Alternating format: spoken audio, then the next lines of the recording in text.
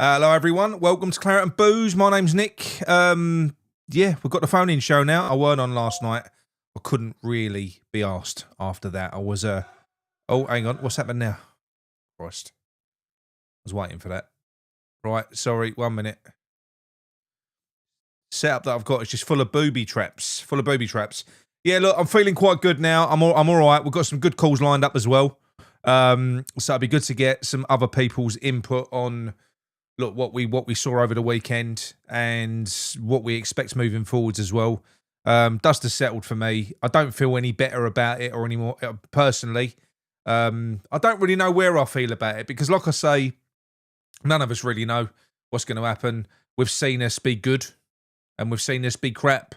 We don't really know what version's going to come back. We don't know what Nuno's going to do next. We know what he should do. We do. But there's plenty for us to get our teeth into this evening, and like I said, I'm looking forward to getting a few different perspectives on it. Hello to everyone in the chat. Let me pull the chat box up over here as well because I don't want to touch that one. Right, where are we? Let's move that over there. Get myself organised. Yeah. Also, I had a nice haircut as well. It's amazing the difference a haircut makes, and coming into a 2-week international break where over the course of the day you start to relax knowing that you ain't got no West Ham for 2 weeks. Do you want to see the difference? This was me this morning. Hang on. Where is it? Here I am. That was me at 7 o'clock this morning. Honestly, this club are going to kill me. They are. It's not healthy for me. It really ain't. Right. Let's get the first caller on. Someone you'd be very familiar with. And we've got another familiar caller lined up later as well. But to start off with, let's speak to Jim from Cyprus. Here we go. Hello. Hello, Jim. Hello, mate. How you doing? Yeah, I'm good, mate. You? Well, yeah, I've had the flu for a couple of weeks, to be honest with you, right? But I've been, as you know, I've been watching all the games and all that, and yeah. Are you coming out the other side of it? You feeling a little bit better now? Yeah, it's been really bad. It's been like COVID, but like it wasn't COVID. Right. But it's one of them things. It's where they're dropping all them fucking bombs and all that all around here in this Middle East, isn't it? Not the is it not knock the shit out of you? Is it you've literally been laid up for a while? Yeah, literally been in bed for 2 weeks. Fucking hell. But yeah, much better now. But anyway, listen, we're here to talk about football, not my health. I'm fucking doing all right. Listen, I'm like one of them cockroaches. They could drop a fucking nuclear bomb. I'll come walking out the other side. I'd say just on that before we move on to that, because you live in Cyprus. Has there been anything? Have you heard any explosions or anything like that? Anything close by? Nah, you know what it is. They there's a base in Limassol, right, called Aquatiri, and what they did, they sent a drone, and the drone hit the base, but it didn't hit the part of the base where people live. Right. It hit like an empty space kind of thing, okay. And it created a bit of panic, but. You know, at the end of the day, there's so much American military over here and all that they're just sending planes up. And look, I don't really know. I don't even really know what the war's about. Oil usually, isn't it? You know what I mean? I don't really know. No. Like, all I know is they keep putting up the prices and fucking. Do you know people wrote? There's a thing on here. I know it's totally off screen. There's a like a web page thing that goes up over here. People were writing on there, they've put up the price of Calagas by €3. And I wrote back on it, why don't you stop fucking moaning, you tight cunts? It has fucking gone up, though. It's gone up over here and all. It's gone up to, what was it? The most I've paid so far was £1.85 a litre for diesel. £1, that's fucking, that's a lot. But Yeah, but the governments around the world, they look for these excuses just to put prices up, don't they? That's what I'm saying. Why is anybody surprised? I don't know. I think oil tankers not being allowed to sort of sail down the Strait of Hormuz might have something to do with it. But anyway, let's move on. Yeah, no, that is definitely. Go on. It is. Right, on to football, Jim. Come on. What are you saying? Right. I'll tell you exactly what I'm saying. I watched your show, right, after we drew with Man City. Was that the one where I got caned? I got absolutely slaughtered for it as well. Yeah. People were slaughtering you, right? Yes. But I sat there and I was listening to what you said, right? And I can't quote you word for word because my memory ain't that good. But it was basically, you said, this is going to justify him now to go and do this 5 at the back at Aston Villa. Yep. And you know what? I couldn't agree with at that point. I couldn't have agreed with you more. And it turns out that that's exactly what he was trying to do. They were training all week for that. What fucked him was Tadibo getting injured in the warm up. Yep. And then he's tried to reshuffle it. But the thing is look, people can be as optimistic. I don't want to try and be rude to people, right? But they can be as optimistic as they want to be. But when you've got a defensive manager who wants to sit back and literally only do breakaways, like, you know, if there's a turnover of the ball, like only then does he want to hit the wings, and he's hitting Jared Bowen, who's being triple marked. Yeah.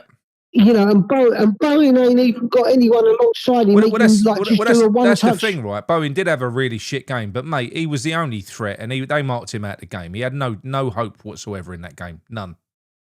No. But the thing is, what I'm saying is, he ain't even saying to Bowen, listen, when you get away, we'll get someone up along with you, and just don't try and run with it. Just do a one-touch pass back into the centre. Then they've got 3 players out of position. And we've got a little bit of movement. We can then switch the ball, like, because you ain't got that many people running. Yeah, but it didn't seem. You've got everyone still sitting. Yeah, but what you're talking about is a passage of play when you're in possession and how to carve the opposition open. You know, and I know the way he was going to set up. There was no work on that. It was all work on how to stop the opponent because we was going there for a point. Yeah. So all week long, all they've studied are Aston Villa's attacking threats and how we mitigate them. That's it. That's all they've been doing all week. You said it. You said it this morning. Yeah, they're just barriers. They're just there being barriers, and that's it. And like, listen, when you're in desperate trouble, how do you propose to win a game when you ain't trying to do anything other than defend? It's not humanly possible. So all these people, like, listen, I saw. I don't want to be rude to anyone, right? But I saw a show this morning. And they go, I'm going to give you the optimistic outlook. I'm like, what the fuck are you talking about? What optimism? What have you got to be optimistic? It's like a gambler who keeps putting £20 on each race and losing and going, well, don't worry, eventually I'll win one. Well, look. I mean, for me personally, I haven't got an issue with people being optimistic and trying to look for the positives. My problem is when people are aggressively optimistic to the point where they call you a wanker for having your opinion, which is realism. That's not optimism. That's insanity, in my opinion. So you can be optimistic, but that's what I don't get. I don't get the fact that you get attacked for basically saying what you're seeing. That's fucking mad. That's mad to me. What it is, there's so many people who are getting their balls tickled, right? Who just, you know, they believe whatever they're told, like whatever people say. Oh yeah, we're going to do this, we're going to do that. And there's been so much optimism around Nuno and Paco. Like, but the thing is, if you don't attack, you won't win. No. And we need to win. So it's all right, everyone going, yeah, they're doing really good. But like, if the minute you start seeing them like doing this low blocking to fuck it, like, how are you going to get the points that you need to get out of it? Like, this week was a really good opportunity. Mate, we've had 2 shots on goal in 190 minutes of football, including injury time, right? Both of those shots on goal were from our 2 centre-backs, Dizazi and Mavropanos. It's ridiculous.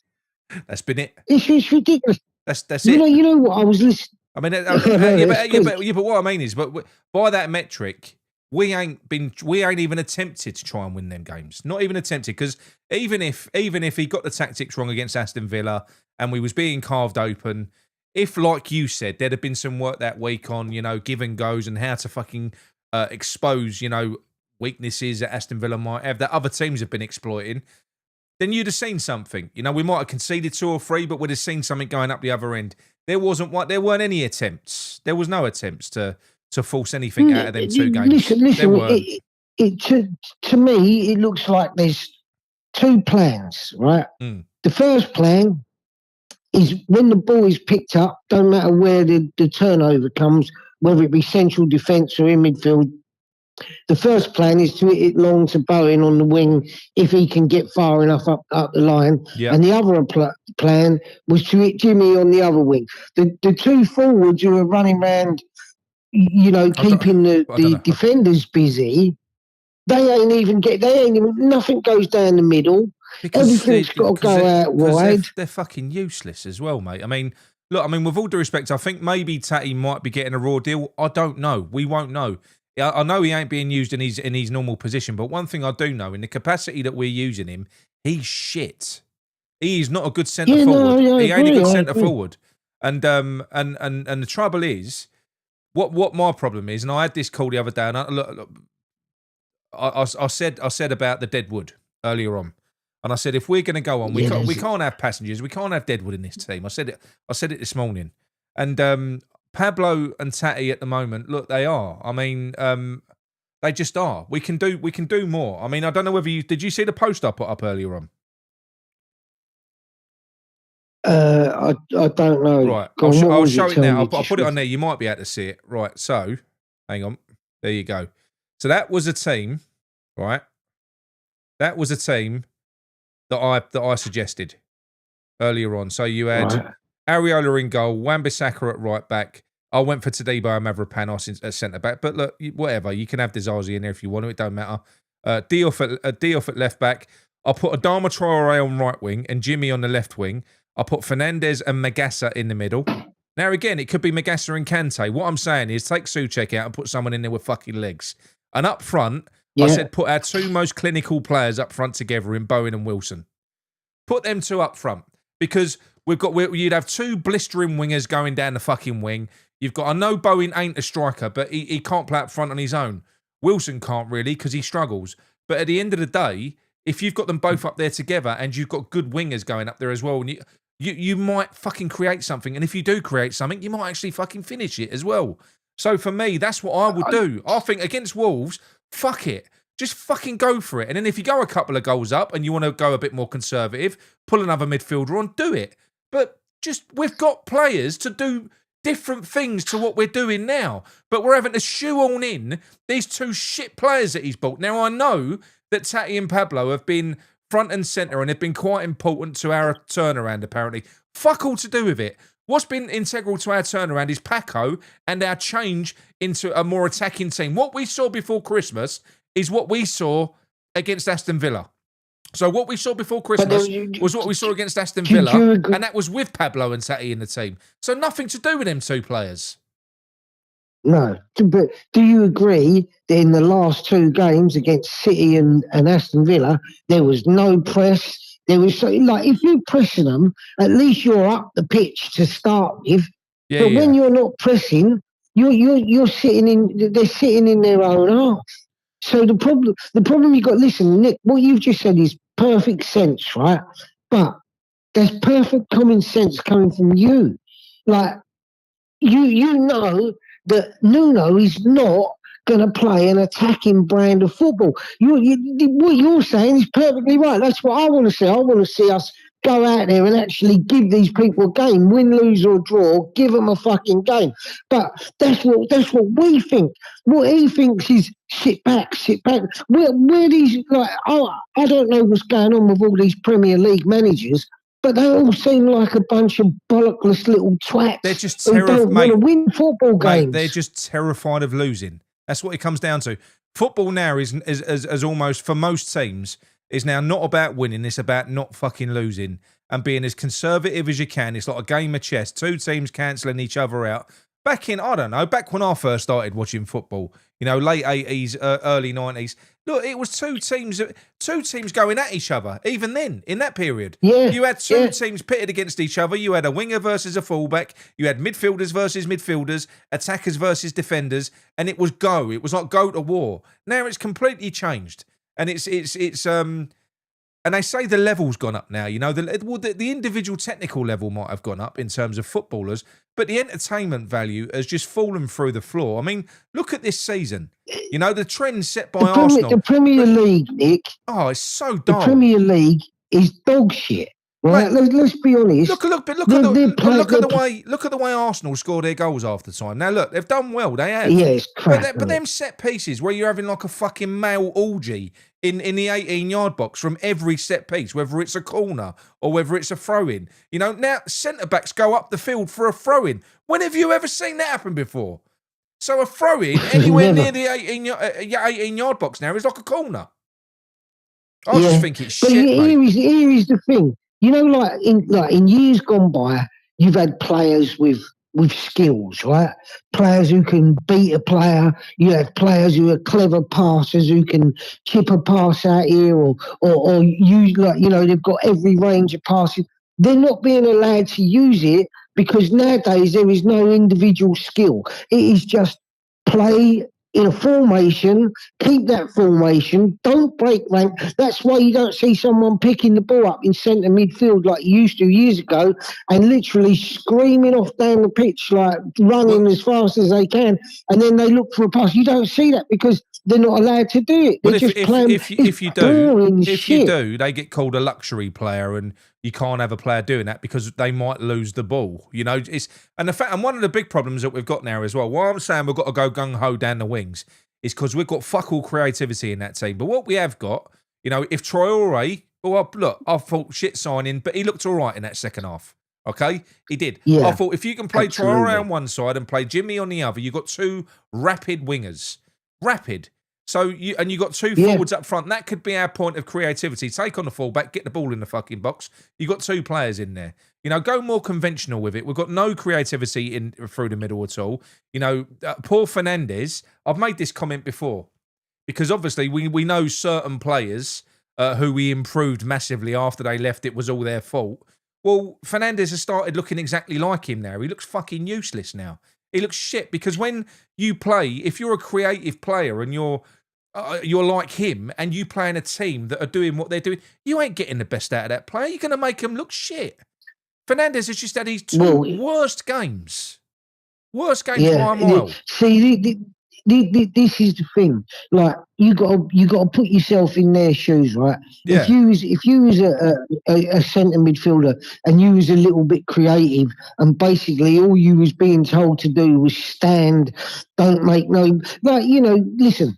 If you go back, like you said, you started watching football in the 80s, right? Yeah. Now, I don't want to talk about other teams, but you look at Liverpool teams of the 1980s and that where it was like 1 and 2 touch passing, pass and move. Now they pass and stand fucking still. When did that become a thing? Pass and stand still, don't move, don't break. Do you know, I was listening to somebody the other day and they turned around and said, I love the low block. I love just and I was what the fuck are you talking about? Do you know what this is? This is a young generation of fan, predominantly, that were brought into West Ham under David Moyes, and they saw a little bit of relative success under David Moyes, and now they think that is the only way that you can play football that will bring results, because that's all they know. I'm telling you. But it's just so boring. I know it is. Like, football has become so boring that I kind of, listen, I don't want us to go down. I want us to stay up because I love West Ham. But I keep thinking, if we go down, at least they might fucking stop with all this ridiculous fucking system-based play and start getting some real players at the club again, and it might be a little bit more exciting. I can understand why people walk away and go like, I don't want to watch this shit no more. No, but me as well. But sort of going back to the game at the weekend and, talking about moving forwards. With Nuno, I made the comment that if it was up to now, there's multiple reasons for this, by the way, to my thinking here. where when I said I would put Paco in charge, right? And a big reason why I would do that is because I think that Nuno has made a rod for his own back with certain players that he's bought that he feels like he can't drop. And I think we're carrying Pablo and we're carrying Tati. And I am sorry, please, Jim, please explain to me. Everyone dug out young Freddie Potts the other day when he came on. He was no worse than Fernandez or Souček. Please explain to me what Souček actually fucking does. Because I must be missing something. Because the minute you say take him out of the team, people lose their minds. Yet I cast my mind back to that Aston Villa game, and I think of two things he did. He done fuck all. The only time he's any good is in either box, either heading away or box, yeah, or heading into the goal. His actual on the floor play is woeful. Yeah. Now, I'm not saying Freddie Potts had a great game. Like, you know, he's only a young fella, and they're all entitled to have a bad game. But the thing is, you've got to realise, look, people are blaming players, right? Yeah. But you have to understand that the players are all under instruction. And if they turn around and go, oh, fuck it, we're just going to go off and do what we want to do, they'll be dropped for the next game because Nuno will fucking lose his mind. Look at what he done with, like, I'm not saying James Ward-Prowse is a good player. I think he's crap. But look at what he done with him. Called him baldy, and he fucking, that was it. He never got to see the shirt again, really. Yeah. You know, so you have to look at it and go, look, Freddie Potts didn't really do anything wrong. He got hooked at half-time, which is going to be like a kick in the bollocks, you know, to a young player. So that ain't helping his confidence. You can't just blame one person for your failings. And that's what people have to understand. These were Nuno's failings. They ain't the players. The players are only... Multiple failings there. I mean, Pablo on the left wing, he's shit when you play him in his preferred position. But playing him on the left wing, when basically what he's doing is he's replacing our best player in Jimmy. So swapping Pablo with Jimmy is just a fucking joke. Especially when you got Traore on the bench. I mean, that must have been a bit of an insult to Traore.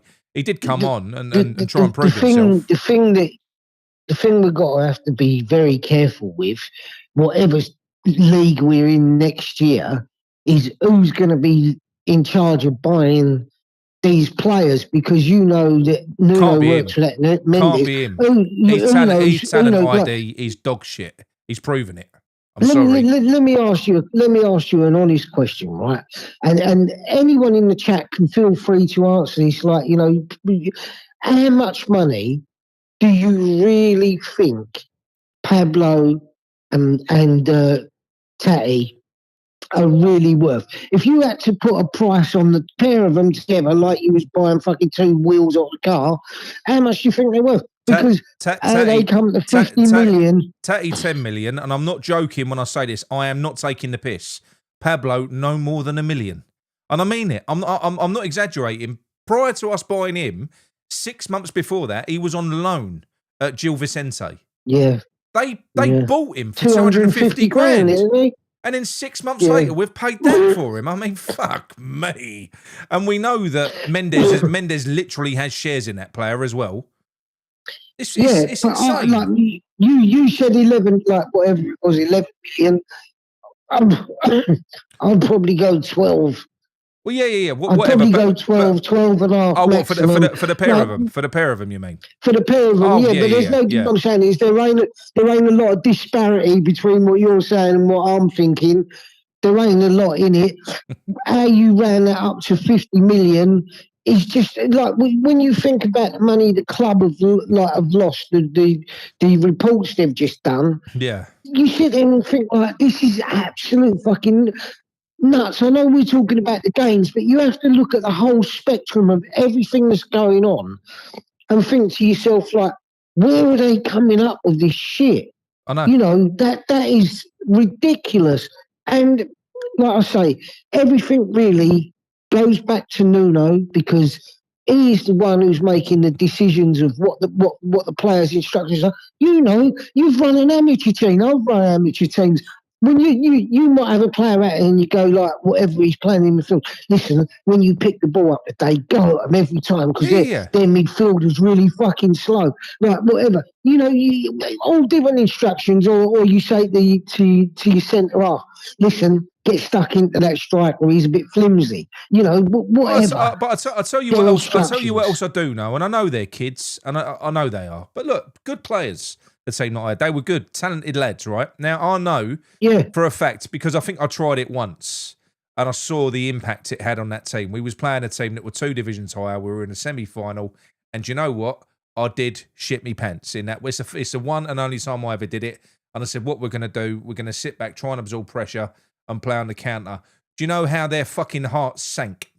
And I could see it in their faces, and it literally, because... Do you know what? I basically said to him, you're not good enough to go out there and go toe-to-toe with them, boys. That's basically what I said. Yeah, well, kids don't want to hear that, do they? I didn't know I was saying it, but that's I was being cautious. But the thing is, they're kids, they're footballers. It works the same way. If you go out, I mean, fair enough, like I said, you might get away with it against Man City. Lads, it's Man City. It's Pep Guardiola. We need this point. We're going to sit, and all we're going to try and do is block them out. You might get away with that. You will. Yeah. And then they'll put every part of their body on the line to try and make that happen. You get a point out of it. You're still in the bottom 3. And then going away to Aston Villa, who have lost fucking 4 or something. 3. The last 6 games have won 1. And they've lost 3 or 4 of them. And you say to them again, that's what we're going to do. At that point, I don't care whether they're kids, whether they're professionals, whether they're this, that, the other. They're footballers at the end of the day that are playing it because they enjoy the game. You'll be like, oh, for fuck's sake. I just... Yeah, exactly. Why? You will. You know what it is? He was the killer fucking punch, right? They sit there and they go, oh, we don't want to leave any spaces. We don't want you to come out of your position and blah, blah, blah. And you go and get beat fucking 2-0 anyway. So what difference would it have made whether you lost 2-0 or 4-0? That's the thing, right? When you play that way, that's what I hated with Moyes, because it often didn't fucking work, right? When you play that way, you have to get something out of the game. Because when you go 95 minutes and you're completely under the cosh and you end up getting beat anyway, what the fuck even is that? At least if you're trying to go out there and win, you ain't gonna win every game. You'll go out there, it ain't fucking naive. You'll go out there, try and win the game. Sometimes you'll get caught out. You will. It doesn't mean that the next game, we can't attack no more. We've got to go fucking right back to our defensive shape. But you know why Moyes is doing so well right now? Because he's got Alan Irvine back with him. He's got Alan Irvine back with him. He has got Alan Irvine back with him. That's what went wrong at West Ham. He's got a good team there, a team that are suited to him as well. And I am going to say this now. I will. They'll finish no more than 10th in what is probably the worst Premier League season that you'll ever see. All of the other teams are fucking have fallen down all around him. No one's winning anything. It's shit. This season. Next year, when he's allowed to buy a load of cloggers, and he'll get them into that team, he'll fuck it up. But what I'm saying is the reason he's doing good is because he's got Alan Irvine with him. Take Alan Irvine away, like what happened when Alan Irvine decided he didn't want to live in London anymore, and he wanted to go back up north. David Moyes fucking went to shit. Yeah, and that's the truth. Like, Stuart Pearce left and all that. People got to understand that it ain't just as simple as when you've got one man making all the decisions. You need people around you. Like, listen, we all make mistakes. Every single one of us. No one's infallible, right? So if you're at work and you're doing this, you're making all the decisions, but you're doing something wrong and someone don't pull you up and go, Nick, come and you need to sort it out like that. That's what you need around you. Yeah. You need people around you who can have a word in your ear that ain't going to upset you too much and go like, you don't want someone going, oh, you're a prick. Like, cool. Whatever, you have to be able to take it on the chin. And this is the thing. You've got people like, they're sensitive. No. How can a football manager be sensitive? I've had parents running across the fucking field at me wanted to tear your head off because you only give them their kids fucking 5 minutes at the end. You know what I mean? I just think, mate. I'm going to say this right now. I know he's a goalkeeper, and I know that by nature he's going to be pragmatic. It's going to be anti-risk because he's a goalkeeper. Everybody back. Everybody back. But for fuck's sake, how can he not have seen that the thing that has helped us recover is us playing on the front foot and scoring goals and winning games? And then what in his mind can switch when you're within touching distance? And I've lost count of the amount of times that we've had to sort of pull away from this now. The amount of times we've bottled it. And how can he not see that the right thing to do is to go for it? And I really, and I'm sorry, I know he's a Premier League manager. I know he is. I know whatever. They get paid the big bucks, but it don't mean they're fucking God. And do you know what? You get doctors, you get good doctors, you get shit doctors. I'm sorry. He's proving to me at the moment that he's shit. Now, he was shit up until Paco came in. Dog shit. Paco came in, there was an instant change in the way that we was playing. An instant change. And you saw the impact, but it does feel like that now. It feels like it's being diminished now. It feels like Paco maybe isn't being listened to as much. Maybe when Paco came in, they the board or wherever it was who recruited him, it was Max Hahn apparently, maybe they said to Nuno, listen to him, he's here to help. And maybe he did for a little while, or maybe, because apparently Paco gets on well with the players. You've just hit the nail on the head, right? When you look at it, and for someone like Nuno, right, when he sat back against Manchester City, and he's stolen a draw, in his mind he's sitting there going, "We've just beat the second best." Sorry, not we've just drawn with the second best team in the country, doing it my way. Yeah. He ain't sitting there going, well, Paco says we should go and attack or whatever. He's sitting there, he's proved himself right to a certain degree, but you ain't going to be able to do that every week. No. Fuck me, how many shots did Manchester City have against us? We had one against them and scored. Mate, but like I said, that's a 1 in 100 shot, even as well as we played. And you know what? We fully deserved the point because of the heroics of the players. But even with every one of our players putting in 10 out of 10 defensive performances, City could have still walked away from that 3-1, 4-1. Easily. They had some sitters that they missed. So you can't, it's not a feasible way to play. He was brilliant. Mavropan, I don't know. Todibo was immense. I've always rated Mavro. I have. But I never ever thought that he was this level of player, and he's proven that he is. And you know what? That's one thing that you've got to give Nuno credit for, is that certain players he's got them playing more. You've definitely got to give him credit for that, and I do. There's certain individuals. That's what I mean. Look, being a manager is multifaceted. There's certain aspects he's clearly quite good at, getting the best out of some players. But how far away are we from, if we carry on playing this way, where you're sitting deep and you're being defensive? How long before the cracks start to appear? How long before the defensive errors start creeping in and we start going, the defenders whose fucking confidence is sky high at the moment, it will just fall to pieces again. You just can't play The biggest problem is this. Cowardly. The biggest problem is this. When you play like that and you're playing cowardly, if the other team take the lead, you are absolutely fucked.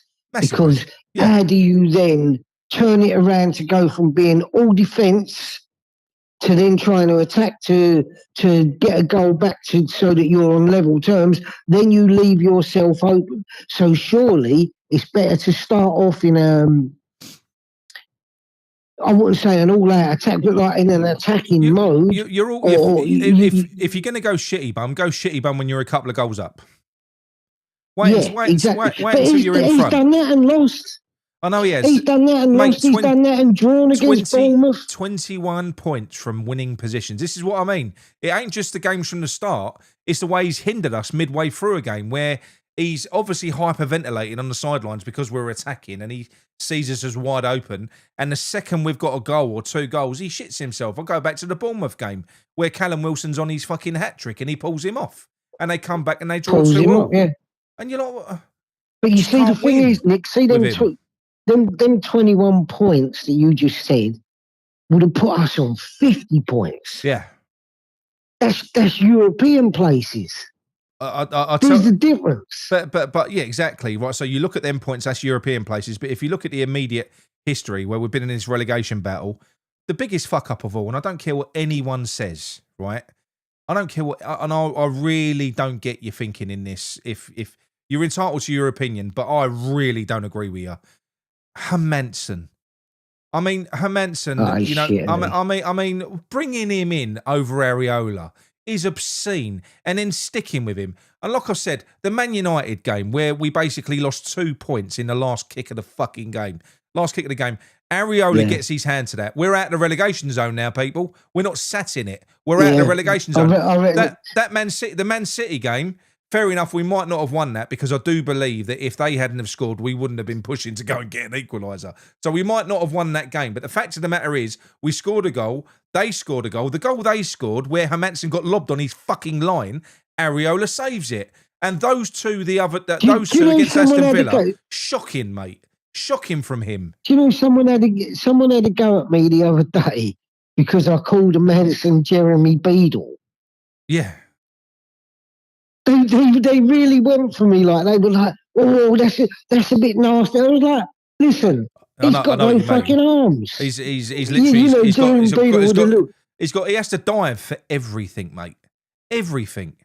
You know, and he literally he makes a routine save look world class. Yeah, that second goal against Villa, you can't tell me that Areola would have fucking tipped that round the post or whatever, you know, like even caught it. And the first goal, I'm pretty sure he would have got to that as well. Well, I'll tell you what, he would have got to that. The problem with that goal, if you watch it back, Hermansen's positioning was fucking terrible. Now, fair enough. The ball was a bit of a shock. It weren't really. It's like it happened in slow motion. You know, the ball got played out to one player, and then it got squared across the 18-yard box to McGinn, who was clearly eyeing up a shot. Hermansen's got full view of this. Have a look at his positioning. He was in the complete wrong fucking place. And even then, even with Areola stood where Hermansen was, which he wouldn't have been, he would have saved it. He passed it into the fucking net. I've got to be honest. I'm not in the Hermansen fan club. I don't get it. And people turn around and go, oh, you know, but he can play it out from the back. Listen, I don't want it fucking played out from the back. When you've got a goal kick, I want you to knock it out. So you've got fucking Pablo up there. He's supposed to be strong and big and all that. Fucking knock it up to him so he can get a knock onto a midfielder or whatever. I don't want all this pissing around at the back. Do you know what happens? You get pressed, you lose the ball, you give a goal away. I know, mate. Like I said, look. Modern day football is just so fucking poor. It's like, you know, like the players of the 80s, you know, the Trevor Brookings, the Canios, the fucking, you know, people who could, Ian Bishop, John Monker, people who could actually do something with the football. They wouldn't get a game now. They'd hardly get a fucking game because they're just not the right. Even Scotty Parker. Yeah. How good was Scotty Parker? He always, right, listen, one of his favourite things that he always did, they call it the outside hook, right? So what he would do, he would take the ball, turn away, and he would hook it with his right foot, go round, then start progressing down the field, and then lay the ball off. He wouldn't be allowed to do that today. No, he'd probably get taken off. Not at all, mate. Anyway, Jim, I've just realised I've been talking to you for 35 minutes, and I've got a few other callers I've got to get on. Sorry. I could talk to you all night, mate, but I want to try and get a few others on as well. Thank you very much for coming on, mate. It's a pleasure talking to you as always. Before you go though, make a prediction. Are we gonna make it? Are we gonna stay up this year? What do you reckon? Do you know? I think it will go to the last day. Yeah. And I'm gonna say we just nick it. That's my prediction. We just do it. Just on that last day, we might beat Leeds. I'll take it any which way. It'd be close. Yeah. Listen, it's going to be close. Anyone who sits there and thinks we're going to do it easy, I think they're just fooling themselves. You know, you've got to take the claret and blue tinted glasses off. And look, this is the other thing as well. Look, Darkstar, right? He's saying leave Souček. This is what you get. And you get the same with Pablo. He scored some important goals for us. He could always pop up with another. You can't carry a central midfielder, a player in the engine room of your team, in case he pops up and scores a goal one every 10 games. You can't do it. And this double standard that people have got, right, where you can have a player, and I am sorry, who's as technically shit as Souček, as technically shit as Pablo, they'll accept Pablo all day long. Oh, Pablo. A young player, a talented player like Potts comes in, they fucking come down on him. Scholes comes in, they come down on him. But a bloke with a fancy name, Pablo, or he just sounds Brazilian, he must be amazing. They'll just suffer him being shit. But the minute a kid comes in, he might make a slight fuck up, they're on him. It's a double standard. I fucking hate it. I think, if anything, I don't like the kids being slated. I really don't. Let me say this before I go. Sadly, we live in a world where everyone's offended by everything. You're not allowed to dislike anyone. You're not allowed to dislike certain teams. Like, if you dislike something, why the fuck have we got to like everything? Listen, if you don't like it, you don't like it. It's your own opinion. It doesn't matter if somebody else thinks you're wrong. You ain't got to sit there and try and turn my opinion into your opinion or your opinion into my opinion. I just tell you what I think. If you don't like it, go and fuck yourself. It's that simple. And on that note, Jim, it really is. No. I agree. Which is pretty much my take as well. Jim, lovely talking to you, mate. Speak to you soon. And you, mate. Good luck. See you soon. I hope you feel better as well. Cheers, mate. Bye, mate. Lovely chat with Jim. Right, hang on. I'll just give Jordan a quick call. 1 minute. Not Katie Price.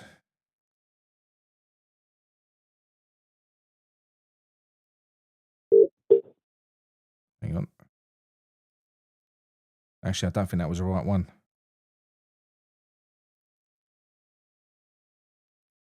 Hang on. Was it? Might be. Give us a minute, people. All right, here we go. It was the right one. Right. No, he's unavailable. Right. Okay, mate. Jordan, I did try, mate. I did try it. Right, let's give the next caller a bell. Here we go.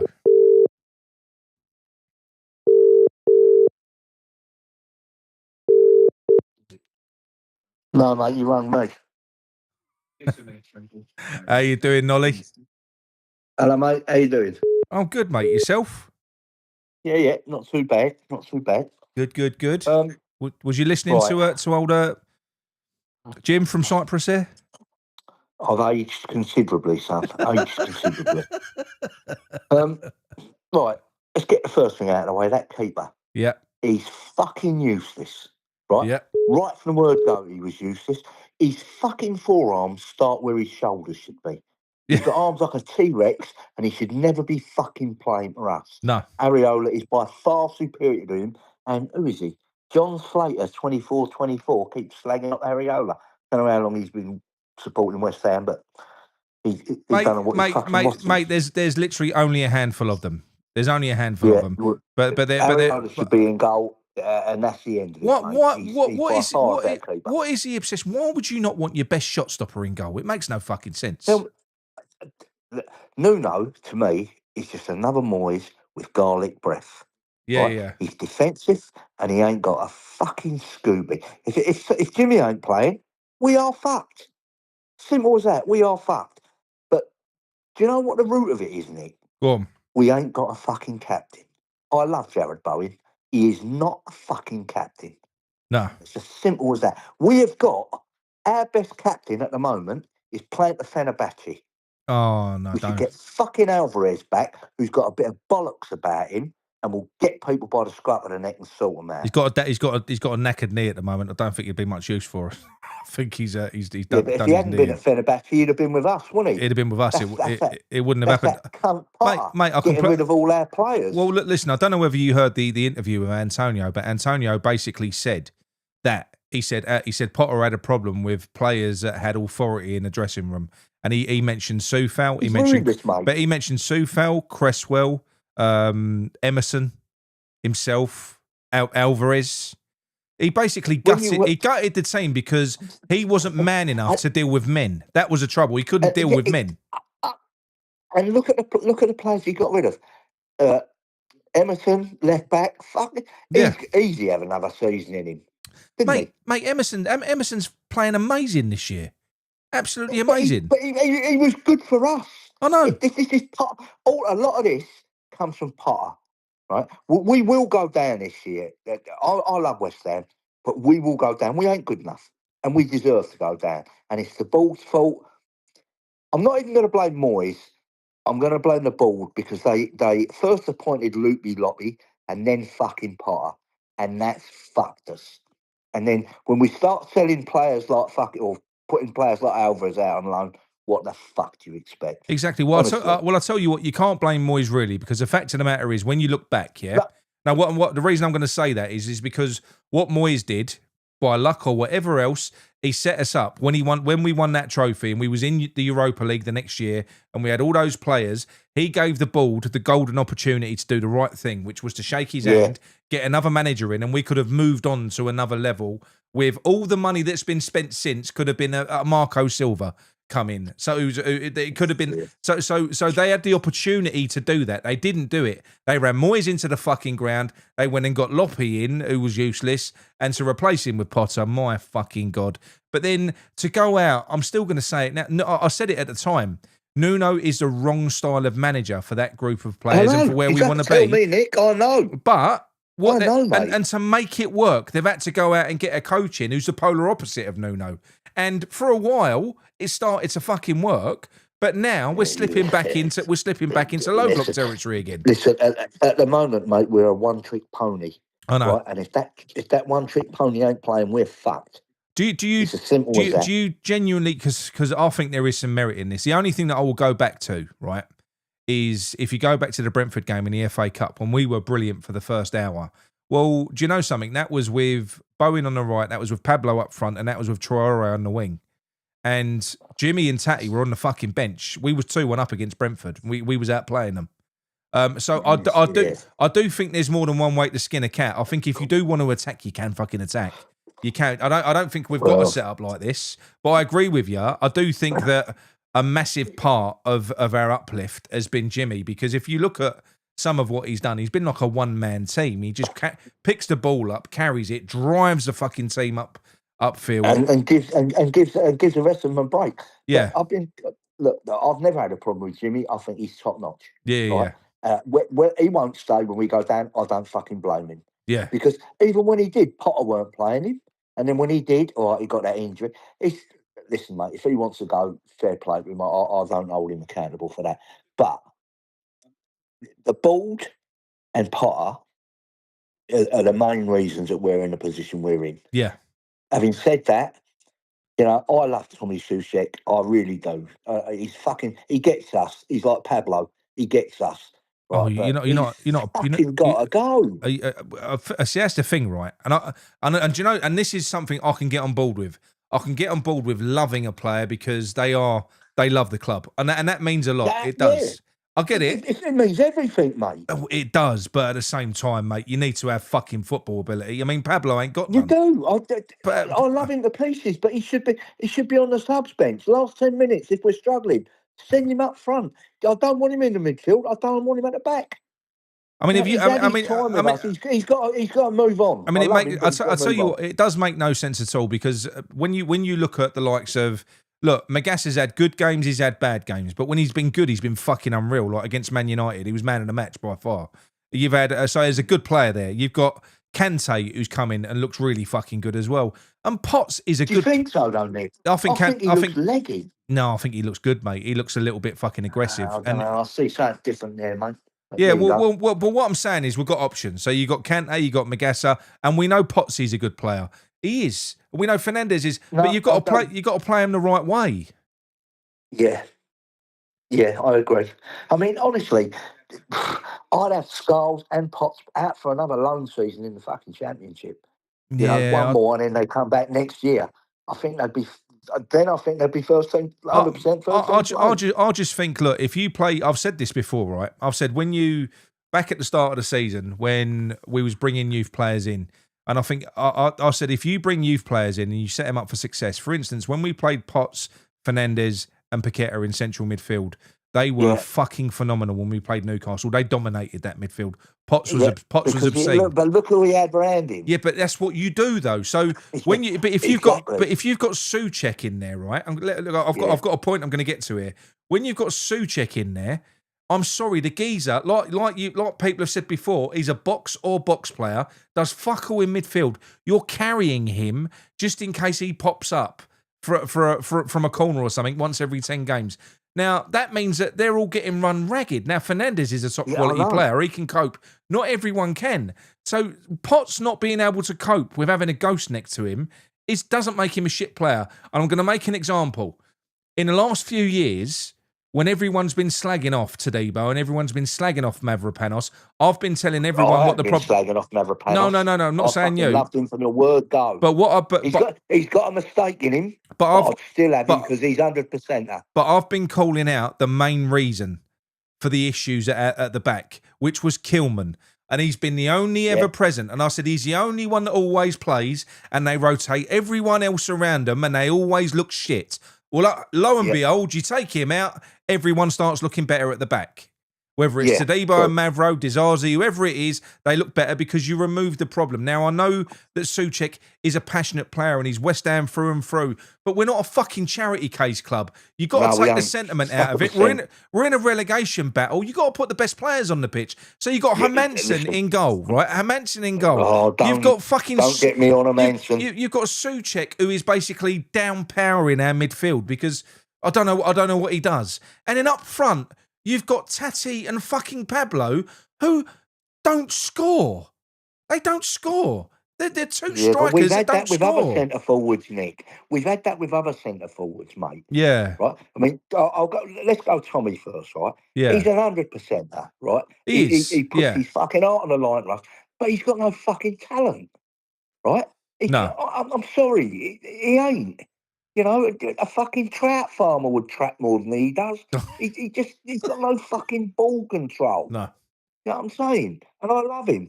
Now, I think Tatty's been all right. I think he's a good player in there. Not as a striker. He is a shit striker. I'll make you right. I think he's come out himself and said that he is not a striker. So he's come out and said that he plays behind the striker. That's his game. That's what he does. He ain't a target man. But the reason they're using him up there is purely so he does that one-man press. So we're watching him rat around aimlessly trying to shut down the fucking ball when you got a goalkeeper and two centre-backs passing it around him in a triangle. It must be soul-destroying for him because he's a pointless striker, mate. As a striker, he's pointless. Yeah, he's like Mickey was. He just runs his bollocks off and hopes he gets on the end of something. But he ain't Mickey. Nah, he ain't Mickey, and neither is fucking Traore. I know you reckon he's all right. I don't reckon he. I don't. He's like an American fridge freezer on muscular legs. No, I think it was a shock. I think it was a shocking signing, but beggars can't be choosers. And the other day in the second half against Aston Villa, he actually showed something. He did for the first time. Yeah, but what good did he do, Nick? We didn't score and we lost. No, so he weren't that fucking good. Do you know what I'm saying? He shined in a pool of shit. Yeah, no. We were spineless against Villa. I agree. But what I'm saying is the reason that I would, because I don't know whether you saw my suggested lineup. What I said when we go against Wolves, but I didn't like Traore bit. Yeah, but what the idea behind it is to try and build on what he did in the second half of that game and have two players in the wide areas that are absolutely fucking rapid, use their pace. And you know what? You've got the two best goals because Bowen's getting suffocated at the moment. He's getting marked out the fucking game. Get him further forward. He can't play it on his own, but he could definitely play it with someone else. Play him up front with Wilson, and I think that Bowen and Wilson would be clinical as fuck if you get the ball to them. I agree. They would be. But and the other thing, as I said from the start, you need to take that armband off of Bowen. It's doing him no fucking good. You can't do it. You can't do it this stage of the season. But you can't do it this stage of the season, though. Mate, listen, mate. If it means the difference between relegation or staying up, fucking take it off him. Let him concentrate on scoring goals for us and getting. Do you really think Do you really think the armband makes that much difference? Because I think I think we need someone, right, that will fucking pull us up by the short and curlies. when people are slacking Yeah. and fuck it, like a Martin Allen or a Scott Well, Parker. I must just admit, fucking 100%ers. a captain has emerged in the past month, hasn't he? He has, and that's Mavro. He's emerged massively. Oh, mate. Listen, I love him, right? But I don't think he's particularly verbal, right? He's getting there. And He's getting there. so for me, it's Alvarez. Yeah, right? but he ain't Get there. him back. So what you're saying is take it off Bowen and don't give it to anyone until Alvarez is back. We can't get him back. We're not allowed. All right. So if it's not Bowen, then yeah, I would probably go with Mavropanos just by example. And yes, he played fantastic against Villa. Yeah. But he's done that before. The only problem he's got, now and again, right, he's got a fucking major mistake in him. And it's anchoring him down. Because I think he's fucking top quality, Mavropanos. 1 second. I just need to clear this up. So, Charlie, I'm not pulling you up here, mate. I just need to understand. You say Potts and Scholes are no good. Do you think Souček's good? And do you think Pablo are good? I just like to understand it. Do you think that Pablo and Souček are good players? Because this is it's just something I want to get to here. So Charlie, let me know. You think Potts and Scholes are no good? Discard them, throw them away. Do you like Pablo and Souček? Do you think they should be in the team? Just answer that question. Let me know. Because this all right, mate. This I really that don't. That's bollocks. That is. They're both excellent. Scholes, he's going to be one for the future. So will Potts. We just need to bring them on. Yeah, no, I know, but you're not going to bring them on. Like I said, it would be like bringing Gollum Beckes in alongside Kilman. It ain't going to go. It ain't going to go. We don't want to fucking sell them because I tell you what, mate. They'll go to another team, Fulham, Palace, somewhere like that, and they'll fucking flourish. Mate, they're good. And they should be flourishing for us. They're good players, right? It's like I've heard people. Yeah, I know they are. Because you know the type of player that Potts is. Potts is a CDM fundamentally. So the role of a CDM, and he can play forward. He played a lovely forward ball for Diouf in the first half in that game. He can play forward and he will. But ultimately what he is, he's like a metronome player. So he moves the ball really quickly. He doesn't ponder on the fucking thing. But he does. He is a safe player. He keeps the ball turning over. So he will play sideways. He will play backwards. He'll just keep on knocking it around. You do need some players in the team that do that. Yeah, well, Declan Rice used to do that for us. You have to. But I've heard people slagging him off going, oh, he only passes sideways and backwards. Well, pass forwards. Pass forwards to who? How often did we see Fernandes pass forward the other day? There's no one there. Like, I want to get on to the next thing now, right? Diouf, you know that fella we got on the left? Yeah. Right. When he first come, right, he was bombing down that left wing and putting fucking good crosses in. Yeah. Where's that player gone? Where has that geezer gone? Because I ain't fucking seen it since he's been playing for us lately. Yeah. I don't know. He had a fucking wand of a left foot. It's gone. In bombing down a wing. It's gone. Do you know what I would do? Go on. I would put fucking Walker Peters fucking right back and put Wan-Bissaka left back because he can play there and he needs a kick in the bollocks, Wan-Bissaka. Right? He's a fantastic player, but he's slacking. He needs his bollocks. I don't think he's had several bad games. I think he just had a very bad game there. But even so, I think we'd be balanced. Yeah, I think Wan-Bissaka he can play there. Left back who we're playing there at the moment. I think Diouf done all right the other day, though. He was the better out of the two of them. Diouf done all right. I mean, look, I'm not disagreeing with you. I'd be willing to try anything. I would. The most important thing for me is addressing what I consider to be deadwood in that team. I think Wan-Bissaka's a good player. The main problem that I thought we had the other day against Villa, the main problem I thought we had against Villa the other day, I don't know about you, I was watching that game and I was thinking, what is this? What shape is it? No one knew what they was doing. And that was the main problem. You had players that didn't really look like they knew what the instructions were, like they knew what they were supposed to be doing. And I don't think that's really down to the fucking players. It's not. Because they did look confused. A lot of the time they did. When they was on the ball, you know when there's a game plan and you're playing fluid. We've seen it ourselves with this team. They're knocking the ball about. There's transitions. It looks fluid. There was none of that. They look completely because they was prepared all week long to do nothing other than block. That was it. Nick, the board appointed Nuno, right? And then, a few months into his tenure, they've gone out and got Paco.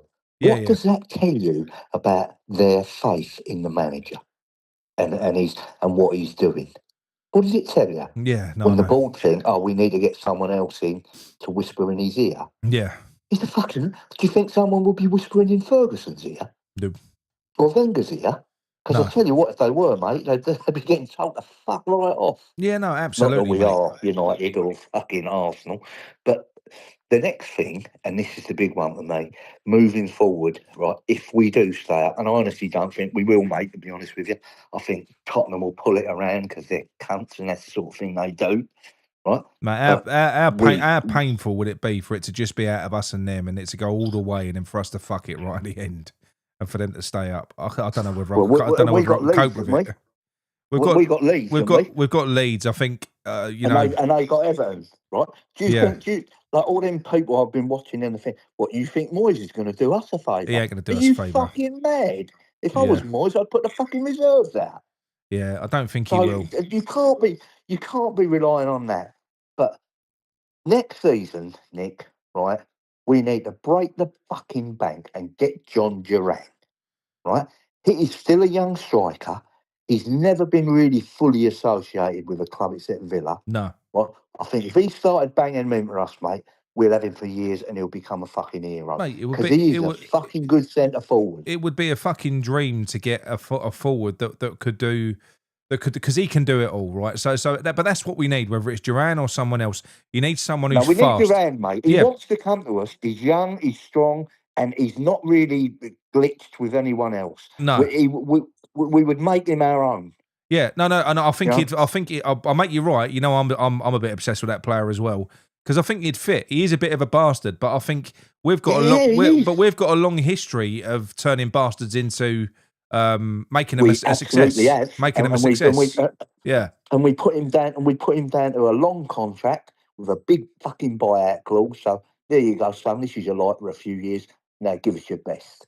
Yeah, I think we'd be quids in it with him. I really do. I've always liked him. I just think until look, I mean that's like ultra 50-57.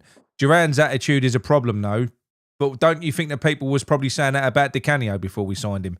Maybe not back then, but they would be now. They'd be saying, "Oh, you can't sign." Most of the referees in England did. Yeah, but you'd be saying, "Oh, we can't sign Di Canio. He's got a bad attitude." Do you know what I mean? Yeah. So listen, mate, and Pyatt as well. I know it went sour in the end. Yeah, because that went sour in the end. He was a bastard. But he was a bastard. Yeah, exactly. So and out of it, another one. Yeah. Just a bastard. But them players seem to thrive at our place, and that's what we need. We want our own centre forward that's going to write his own little bit of West Ham history. Yeah. And I want Duran, but most of all, I want us to stay up. But I just don't think we will, especially if we keep fucking that short arm fucking typist in goal for us. You know what I mean? Do you know the other thing? I like your angle on this as well because you know something. I think I'm getting worried and I'm getting nervous about West Ham fans giving it Billy Big Bollocks about all these other teams that are going to fall down. But I don't like it. Like we was doing it with Forest. Forest are going to go. Forest are going to go. No, but what I mean is we've got to stop doing it. I think we're better off to keep our cards close to our chest. We're not in a position to be calling anyone shit. We're really not. No, we aren't. And I think you're better off, even if you think it, don't say it. Just don't say it. You know, because someone who might be watching, he's another YouTube presenter. He's done a show just before the Tottenham game and Forest about how Forest are going to get relegated. Well, Forest, they're gone. And he's just done another one about how Tottenham are going to go. And I'm just like, mate, please stop. Please stop doing it. I know you're talking about. You're tempting fate. No, I love it. But I'm like, stop it. You're tempting fate. Just fucking stop doing them videos. It's bad juju. I don't like it. But, Nick, Charlie Kite, 6940, just said Duran ain't coming. Was he just come off the phone to him then, has he? He's chatting shit. Yeah, I know. You know what I mean? Yeah, he just come off the phone to him? Yeah, I know. Well, that's Charlie Kite who also thinks that Skulls and Potts is shit. He'd probably be the same. Yeah, with get Chris Wood, get out, mate. Honestly, Charlie can't just say, get Chris. Fuck me. I mean. He ain't a West Ham supporter. He's got to be Tottenham, isn't he? The geezer. I mean, you're on a He fucking wants what? us You on to a wind implode up from the inside. I just think, can't you be a little bit more fucking ambitious? I do wonder. I mean, you know, this guy wants Suchek in midfield and Chris Wood up front. Fuck me. Yeah. Honestly, and I suppose he'll probably want a Manson with an arm sling on as well. Just and again, look, honestly, everyone's entitled to their opinion, but I don't know. I suppose everyone likes a different style of football. I don't get it. It's fucking. Mate, I don't mind if we concede 4, Nick, as long as we score 5. Yeah. That's how I look at it. Well, now, the old-fashioned mate, now that is all that matters because our goal difference is fucked anyway. So what difference does what we can? What difference is conceding? We can't rely on goal difference. It's got to be the points. Yeah. Incidentally, right, the board. What's happening with the fucking board, Nick? Well, I don't know, mate. I don't know. I mean, we've got to hope that they're going to go. I was hoping Brady was going to was on a fucking bike, but that seems to have gone quiet now. Well, there was a rumor, wasn't there? That there was a rumor that she was going. Well, there's been several rumors this season, but she's still fucking there. And I know she's just like fucking Keir Starmer. I wish the pair of them would fuck off. Yeah, and there's also stories that there's other stories out there about Sullivan as well, but again, nothing's come out. I mean, I'll be honest with you, those stories, which we can't talk about, those stories, I'd rather they waited until the summer because I don't think we need derailing any more than what's just happened. So I think I'm quite happy to wait a few months before that all comes out. But hopefully, I mean, look, I do think, I mean, when it comes to them selling, because look, fundamentally they're going to have to sell. If we get relegated, the club ain't going to be worth fuck all. If we stay in the Premier League, then I think there'll be some takers for the club because as bad as it was looking in the first part of the season, where fans were apathetic, they were starting to fall away. If you had potential investors there, they'd be looking at that going, "Ooh." But what we've seen is that the fans have come back in their fucking droves. It's been really good. You know, we're still in the bottom 3, and look at the following that we're getting, and I think that's what potential investors are buying, aren't they? They're buying, you know, a loyal fan base, and we're definitely that. So hopefully they'll find a buyer and they will fuck off because we need it. While they're still here, we ain't going nowhere. We're not going to go anywhere. It'd be miserable if we stay up and they're still here. It'd be miserable next year. Because they won't put money in to balance our books, which means that they're going to have to sell players. It'll be Jimmy. Jimmy will go. Fernandez will go. Yeah. That's who they'll sell to balance the books, even if we stay up. Tadibo will go. Mavropanos will go. They'll all fucking go, mate. Yeah. They ain't going to want to play in the Championship. No, I'm talking about if we stay up. Charlie Kite has just said John Duran will only play for a team in Europe. Tell him and me. We've just entered the Eurovision Song Contest, so we will be in Europe, you knob. He's trolling you, I think, Nolly. He's trolling you. He's trolling, of course he is. He's fucking Tottenham supporter. Yeah. But we can't rely on Spurs, mate, I tell you. No. We can't. You can't. It's I don't particularly want to play Millwall next year either. Not with the fucking team we've got. I couldn't live with me mates fucking giving it large to me. No. So look, Nolly, we'll wrap this one up, mate. I'm going to give Jordan a call back, right, but mate. Before we go, I'll tell you what. I know what your gut feeling is, but fast forward to the end of May. Yeah. Do you think we're going to be? Do you think we're going to be up, or do you think we're going to be down? My heart says up, but my head says down, mate.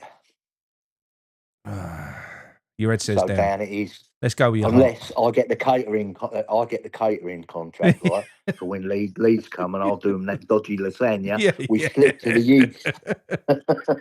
I'll tell you what. Do you know? Would you settle for us still being in it on the last game of the season and having a chance? Would you take that now? Of course I would. You take that now. You always want the chance. And to be honest, I would take it now. I would take it now because I'm looking at it and I'm thinking. Wolves, all right, we might beat Wolves, right? Yeah. Burnley away is not going to be a walk in the park. I'll tell you that now. No, we're not. And then all the others after that, they're 50-50. Mate, we ain't got Burnley, unfortunately. Well, I'll tell you what we've got left, right? So we've got... I thought we had Burnley. No. I'll tell you what the games are that we've got left. We've got Wolves at home. Wolves. Now, bear in mind, mate. Right. Bear in mind, Wolves have just beat Liverpool Villa, and they literally played both teams off the park, and they drew away at Brentford. Should have won. They're on fucking fire. Yeah. They've pumped us twice this season already. They've got nothing to play for, have they? No. And then we've got Palace away. Then No, I can't see us getting any points there. Then we've got Brentford away as well. Right. Fucking hell. Then we've got Everton at home. Right. Then we've got Arsenal. Then we've got Newcastle away. No. And I think that's about it. And it's like the last game of the season is Leeds. Yeah. Yeah. So even if we looked at it the best possible way, right, with maybe nicking 3 off the Wolves, maybe not, and then a point at Palace, a point at Everton, a point at Brentford, right? That's it. That ain't enough to stay up. It ain't enough to stay up. Yeah. We're down, mate. You just got to accept it. We're down. And we deserve to be down. Well, do you know what? The way we're playing at the moment and the way we're approaching games, we are definitely down because we're playing the badges at the moment. We went to Liverpool and we fucking bent over, and before we even got going, we was 3-0 down. You know, we did. We just let them play. We done the same with Aston Villa, to be fair. We bent over on Sunday against Villa. Yeah, we done the same. That should have been 5 or 6. We done the same with Villa. So if that's the rule of the day, anyone that is higher than us in the table that's considered a better team, we're not going to try and win. We're just going to try and get the point. Then we're fucked. Because if that isn't the case, that's what Spurs will do. But look, Forest are safe now, right? That the weekend beating Spurs, yeah. Right, they're safe now. They only need a few more draws and they're safe. And Spurs will come good. They will. I'm sure that they will sack that fucking manager and get someone like Harry Redknapp in to see him through the last few fucking games, right? And they'll stay up. They'll stay up. Yeah, they're jammy bastards, and we ain't that lucky. Well, that's what will happen. I think that's the angle to take. Like I said earlier on, I don't want to come out and say Spurs are going to go down or so and so is going to go down. I'm just going to leave it. I'm going to keep me powder dry, and I'm not going to fucking set myself up to be memed. But anyway, Nolly, lovely talking to you, mate. Yeah, you too, mate. All right, speak to you soon. Speak to you soon. Cheers, mate. Stay safe, mate. Cheers, mate. Right, Jordan, going to call you back now, mate. Right, here we go. Here we go.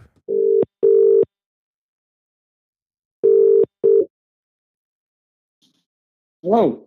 Hello. How you doing? Yeah, no, I'm all right. Yeah, how are you? Yeah, no, I'm good, mate. I'm good. Mate, are you in a bath or something? It sounds hollow. No, just walking down my living room now. Oh, right, okay. What's your take on all this, mate? Anyway, what would you like to discuss this evening? I think it was just covered by everyone else, to be honest with you. Like, I watched the Villa game. It was like fucking toothless. I was frothing at the mouth. Yeah. Obviously, I get like Nuno had to change it last minute because of body's like injury, but it's still no excuse for the lack of desire and fight. Just like second balls. We're just playing silly passes. We're not getting up the pitch, like you said, like earlier. Like Fernandes got the ball in the middle of the park. He had no one to pass to. Same as Potts. Like, yeah, I know everyone kept slating fucking Potts, like going sideways, like and backwards. But he had no one. He had no support in the middle. If there is no one, no support in the middle of the park, and if there's no one in front of you, really, no pass on, which there weren't because Villa was pressing us really fucking well. They was outrunning us in midfield. What are you gonna do? You know, and. I just don't. I don't get it. You know, I don't get the. I don't get the rush for people to look at a youth player that's coming. What they'll do is we'll go and get a player like Pablo in from overseas, and we'll pay massively too much money for him. He'll look shit, and then people will be so patient with that player. Oh, because he ain't used to the Premier League, you know. But you've got to give him time. Bring in a fucking youth player. Who's coming in, who's also got to acclimatise to his team and everything else, no time whatsoever. He just ain't good enough. Get him out, loan him out, send him here, No patience whatsoever. It drives me fucking mad. It does. I've seen that Potts is a good player. Potts is not a bad player. He ain't. No, he's not. I think on his day with the right players around him, yeah, he's actually mustard. The same, and that's like the same with George Urphy. You know, we shot ourselves in the foot. We loaned them out, and that for me going forward, like it's the only saving grace that I think this club is going to have, that we can organically provide a squad. If we do get relegated, we'll be able to promote youth players who have like experience in the Championship before. That's right. Hang on, Jordan. Right. So Kingy says Potts wasn't good at all Sunday. He wasn't. Not saying he's shit, because he isn't, but he had a bad game and can be called out just like the rest of them. But the only one that's been called out from that midfield as being shit was Potts. Fernandez was dog shit, and Souček was dog shit as well. The pair of them were they were dog shit. But the only one that's been called out is Potsy. It's Potsy. I mean, that's what I don't get. Why aren't people calling Souček shit? Don't understand it. Yeah, exactly. Don't get it. It's just it's unconscious bias. That's what it is. Yeah. It's double standards. Yeah, just because the player's young, don't mean. And he was shit. He was shit on Sunday. But you like you say, the whole midfield was, and Potts on his day is good. Like any other player. You know, when they have the support, when they have the momentum, and when they play the right tactics of formation, and when they get the better of their opponent, they're all going to be good. Like, this is what absolutely breaks me. We should, more so than other players, other players like Thomas Souček and Fernandez, they are a bit older. They have got international experience. Yeah. You know, they are on a bit better money. So, if anything, we should be trying to support our own youth. Through this, it's not easy out there for them either. Mate, I ain't being funny, right? In the position that we are currently in, I'm sorry, it's a flip of a fucking coin whether we stay up or go down. It is. There's no way of knowing whether we're going to survive or go down. I don't know. I'm not going to predict, because I just don't know. I've got a bad feeling about it at the moment, but that can change game by game. Because there's all things that can go for you and against you. You know, we could have a really good weekend next time out. I don't know. But the fact of the matter is, if it goes bad, we're going to be reliant on these players. We're going to need them. You know, that's the one thing that we've got over and above what especially in our financial position. We're not going to be able to hang on to our players. We're going to have to sell players if we stay up. If we go down, it's going to be a fucking clear out. That's going to be virtually everyone that you may like in this team that's a first team player. They're gone. They're going to be history, which means that we're going to be reliant on these players that you're calling fucking shit. And they're not shit. We're privileged to have an academy like we've got, where we might be able to find 3, 4, 5, 6, 7 gems that can form part of a new team, a new West Ham that can compete in the Championship, and we can add some more players to it. So that's what I don't get. I don't get hanging on to players. You know, I'm quite. I like Disasi. I do. I don't think he should be starting over Mavropanos and Todibo, because I'm loyal to our players. And I think Todibo and Mavropanos have been brilliant. I think that actually against Man City, they was the better two out of the three.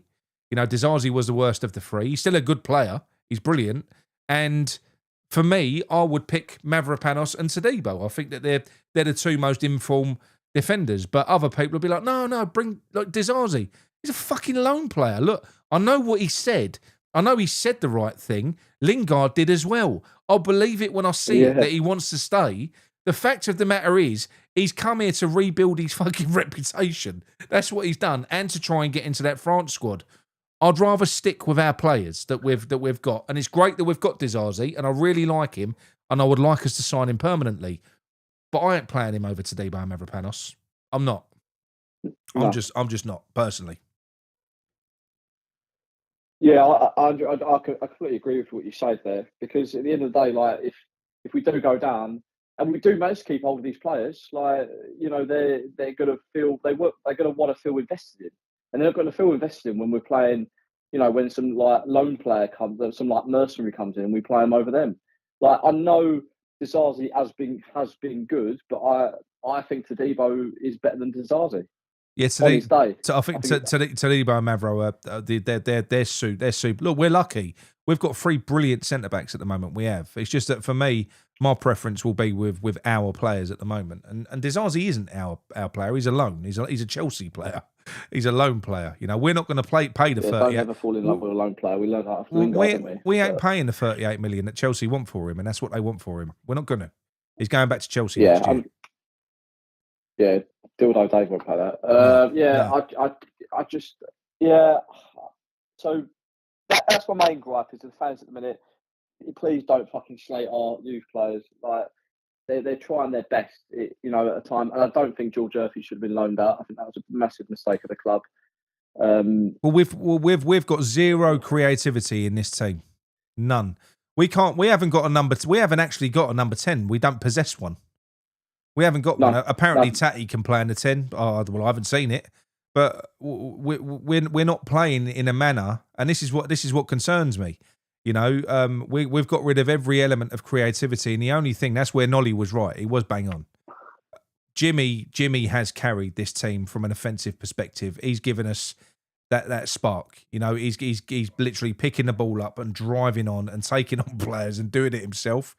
That's not creativity. That's not the team being creative. That's us just having a fucking outstanding player that's performing. Yeah, he did exactly the same as what Kudus did when he played for us. He drew 2 defenders off the opposition. Yeah. So then obviously it freed up Bowen on the right hand side, and if obviously on the right hand side, he could go in and score himself. Yeah. So we possess a threat with Somerville, but without Somerville, we have no mobility. Now, having said that, when I did see the fridge come on, I thought he provided some legs, and I thought he actually provided some energy. I was pleasantly surprised by his performance. I'll be honest. I thought he looked all right.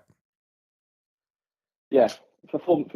I mean, like I've said what you said before. Like, yeah, beggars can't be choosers, but at the end of the day, we have no pace at all. Like, what we're doing, putting Pablo or Tatty on the wings? Absolutely not. Like, Bowen's short pace as it is, and that's it. That's all our wingers again because we got rid of George Murphy. Yeah. I think. I just feel I mean, I don't think it really matters. I think keeping George Murphy with this manager and this setup, I don't think he would really benefit anyway. I mean, the moving forwards, though, mate. How do you feel about the way that Nuno has been approaching these games, and how do you think that he needs to approach these games moving forwards? Do you think it's a mad idea to attack the opposition and try and win the games? Is it mad? It's just it's ridiculous. It's absolutely he's approaching it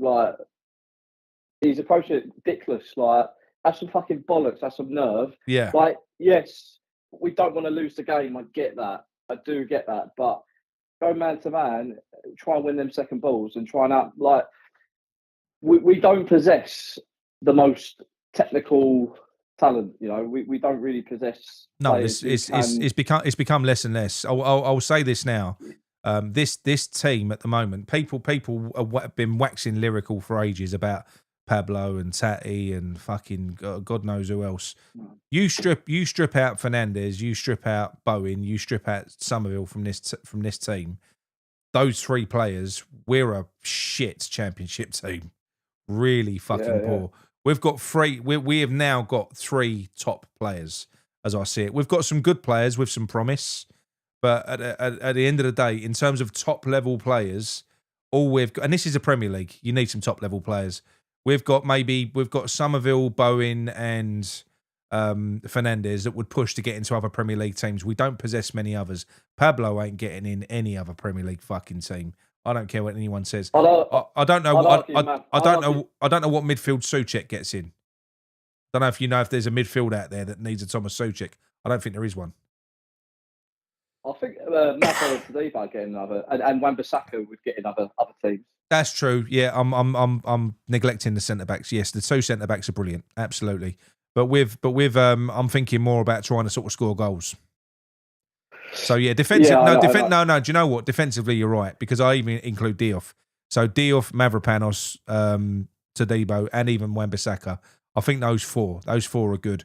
I don't think Hermansen gets into any other fucking Premier League team. I've got to be honest. Are you on the Hermansen train or Areola? I won't shout at you. Go on, which one? Which one do you reckon it is? Go on. I like the nipple geezer personally, right? Yeah. Like nipple, yeah. Like he ain't. You're right. He ain't the most technically gifted player. Like this. Right. I'm going to link this in with what I was trying to say earlier about the football that we should be playing. Right. Yeah. We should be approaching teams. Right. I think Nolly touching it. We need to play as most aggressively and physically as possible. 100%. Fuck off all the technical finesse and all the fucking, tippy tapper bollocks, right? Yeah. Fuck off all them triangles. You need a keeper to actually wallop the fucking ball at the other end of the park and just chase balls overhead. I know it's dull and I know West Ham fans don't want to see it, but balls over the top and just chase. And when we get Somerville back and stick Traore, Somerville and Bowen and tell them to chase balls all day and just batter defenders. Yeah. And just rag them around. Because at the end of the day, we ain't got technical players to break down and play through teams, but we have got the physicality of players to absolutely fucking batter them and tear them apart. We saw that, if you remember. Look, even in the Chelsea game where we dominated them for an hour and then it fell to pieces. But in that last half an hour, I know it went too far because Todibo ended up getting sent off. But I think what we saw. I thought that was all right. Yeah, but what we saw in that game, I've not seen it since. We looked like a fucking bully boy team. We looked aggressive. We looked fucking like we was taking no prisoners. Now I know we're not in a position because of how thin our squad is where we can afford to lose players now. We can't have no more red cards. So we can't. But we've got to play aggressive. We've got to go after the fucking ball. And we just have. He's got to do it now. And do you know what? I can guarantee you what will happen with Nuno as well. I don't see us beating Wolves, but let's say we do. If we beat Wolves, Tottenham lose, and I don't know, Forest lose, and we pull out of the bottom three, the very next game, Nuno will slam on the fucking brakes and go to a low block because he will try and protect. He'll try and protect what he's got. That's what he'll do. He'll play five at the back. He'll do the opposite of what got him out of relegation. Now that I don't. Please explain how that makes sense. No, it's you hit the nail on the head. Yeah, it don't make sense. It fucking don't. It just the best form of defense is attack. We need to attack teams. We need to attack that amount of points. Not get the bare minimum and like me as well. Fucking just absolutely hold back and try and defend. It won't work because he'll get a shitty arse and we'll end up conceding goals. And then we're back to fucking square one again. No, you're 100% right. Aggressiveness, maybe the odd red card. I don't mind a red card. I quite enjoy a red card myself. Yeah. So maybe if he gets a red card, that'd be quite fun to watch. But in terms of I wouldn't mind Nuno getting sent off. Yeah, that'd be all right. Yeah. Yeah. But in terms of 7-match ban. In terms of playing 7-match ban. That'd be nice. In terms of play style, I think we just need to be as aggressive and as bullying as possible. And also I think not so much now, but I think towards the beginning of the season, especially under Potter, we were a bit of a pansy team. You saw other teams like master the dark arts and do the tactical fouls and do a bit of time wasting. We do that a bit more now, but I think we need to do a bit more of it. We need to really. Look. You've got to do everything that you can fucking do to shit house your way. And I mean, look, I watched Leeds play Brentford the other day. Brentford blatantly went there for a point and they got it. Mate, for the last 15 minutes, honestly, the Leeds fans were losing their minds. The second, they must have had 5 or 6 players. It was a goalkeeper laying down on the floor, killing a minute, 2 minutes. Then another player. The minute they was getting touched, they was laying down. They was getting cramp. They was just killing the game stone dead. And it was literally fucking triggering the Leeds fans. But look, that's dark arts. That's game management. I don't agree with what Brentford did. Going there for a fucking point because I think they've got the ability to win games. But that's what you're talking about. You've got to do what you need to do. Do you know what I mean? 100%. And at the minute, I think that's that. And these are the players that we need to be starting. The players with the grit and the fight. Yeah. Yeah. That's why I want to see Tadebo start over Dizazi. I want to see players who are invested in the club fight, because I think that's when you're going to see the most fight and desire. I do want to see Freddie, as much as he did have a shit game on last weekend. Start Freddie Potts because he cares about the club.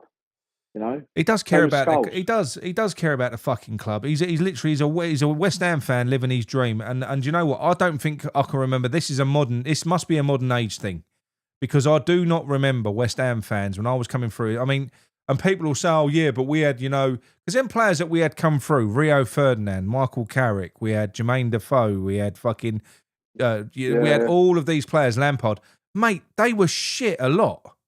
When they first come through, Rio was fucking error ridden.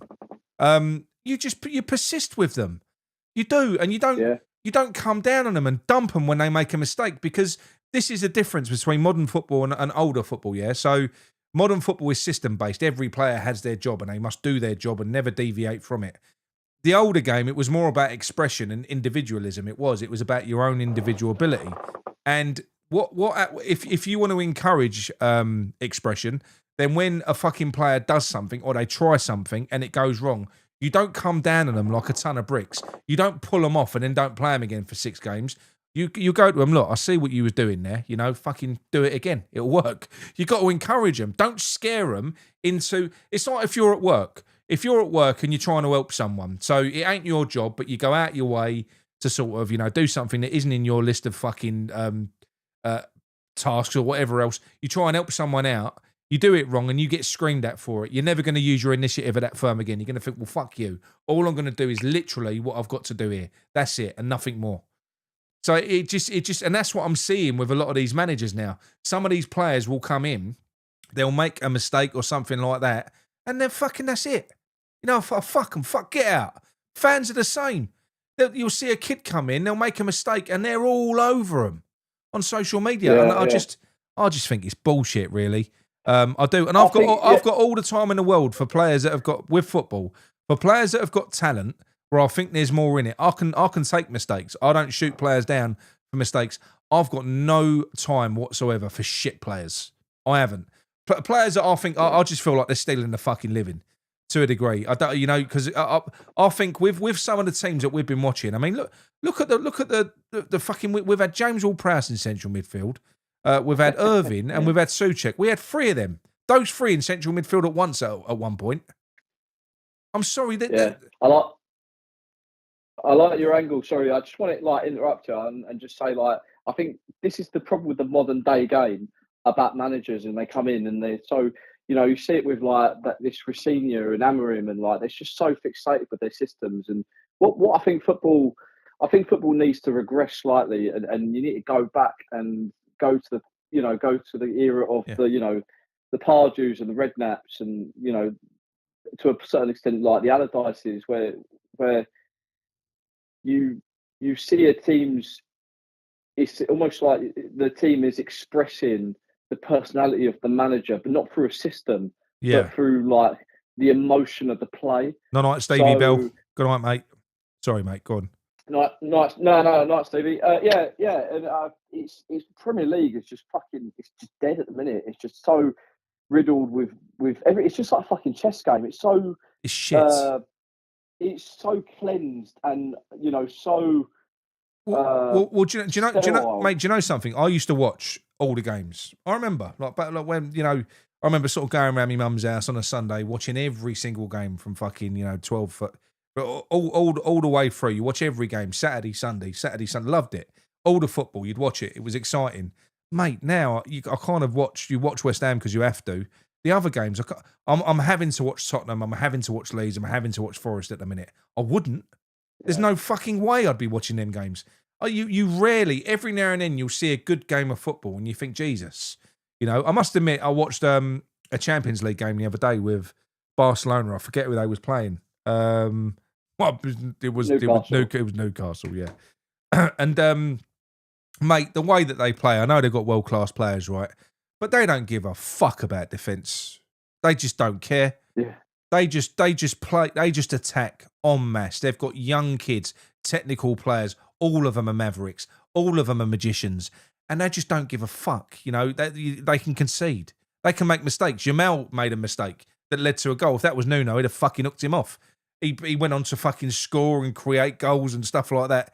They just the way that they play is so alien now. It was a breath of fresh air. You don't really see that now.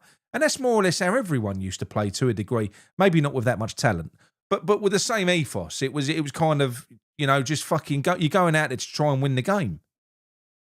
Mm. Yeah, I've heard football agents. I've heard people talk on podcasts, and I think people are so risk averse now of like conceding goals, because goalies and defenders, they get big bonuses for clean sheets.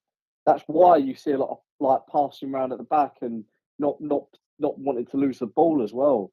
And it's just this I get that, but we've got fans that are risk averse as well. What are they getting out of it?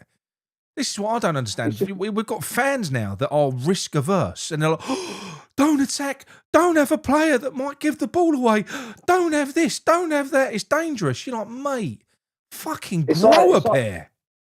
It's like fans who don't like cards. I fucking love a card, me. I love a Cantona, kung fu kick in the stand, or a Di Canio pushing over the ref. It's drama, it's chaos, it's what makes the game beautiful. Like the imperfection of football is what makes it like the best sport in the world, in my opinion. It's and that's where VAR and just like woke, like flimsy, shitty little yellow cards, like it's taking the physicality out of the game, and it goes back to what I was saying earlier.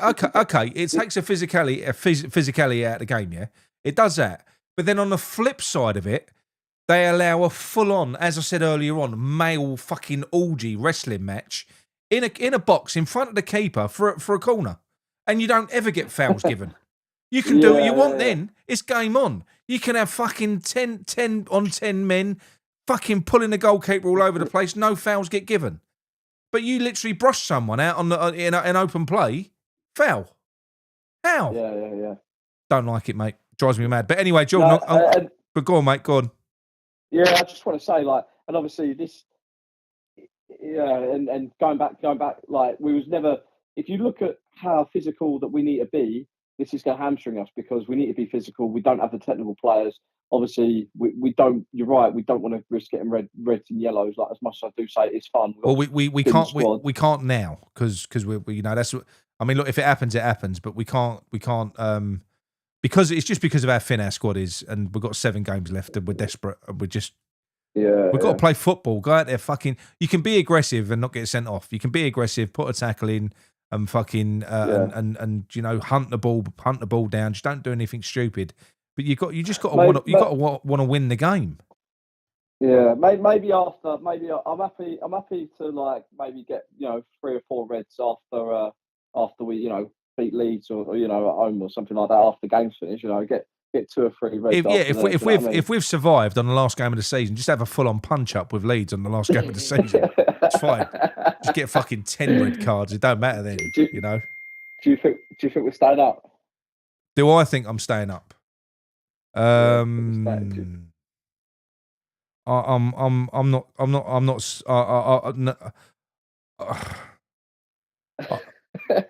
I said no. I don't want to say it, but I don't. No. How I feel at the moment? No, I don't. I'll tell you why. I don't think we're going to beat Wolves. Right? I really don't. Genuinely don't think we're going to beat Wolves. Now that could do one of 2 things. Because I think he's going to be cautious against Wolves again, by the way. I'm not saying he'll go 5 at the back I wouldn't put it past him. But I think we'll be cautious. Whatever the lineup, I think it will be cautious football. And Wolves ain't playing fucking cautious at the minute. Look what they did to us the last time we played them. They absolutely rinsed us. I think they'll beat us. Now, what that can do at that point is either scare the life out of Nuno and force him for the last 6 games to go for everyone. We could then beat Palace if we go for it. Might not, but we could if we go for it. We could then beat Brentford if we go for it. We could beat Everton if we go for it. We could then. I just think ultimately why I think we're going to get relegated is Nuno.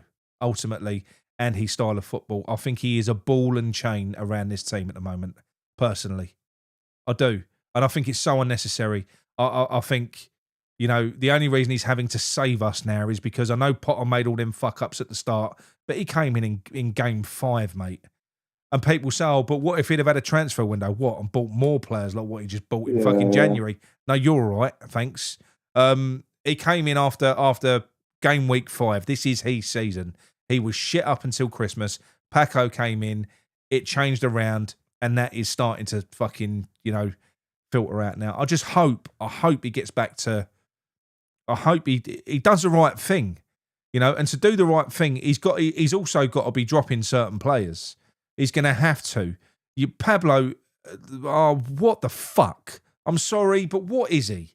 And I've said it from the fucking second I saw him. What is he? He's not a good player. He's not a Premier League player. We're not a charity case.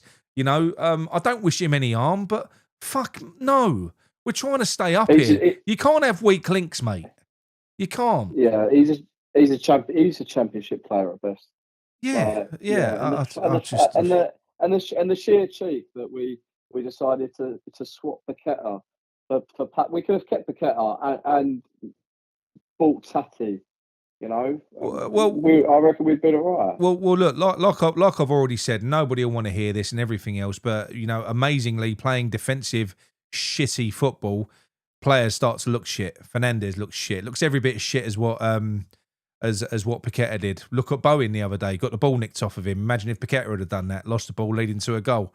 It's just what happens. You get crowded out. You got nothing offered going the other way, and these players start to look pony. I don't care what anyone says. If we'd have started playing attacking football before Christmas, we had a better team then. We would have been better. There'd have been no reason then for him to go out and play. And even now, I said earlier on, the 4-4-2 that I would play, it wouldn't have Tati and Pablo up front. I'd have Bowen and Wilson.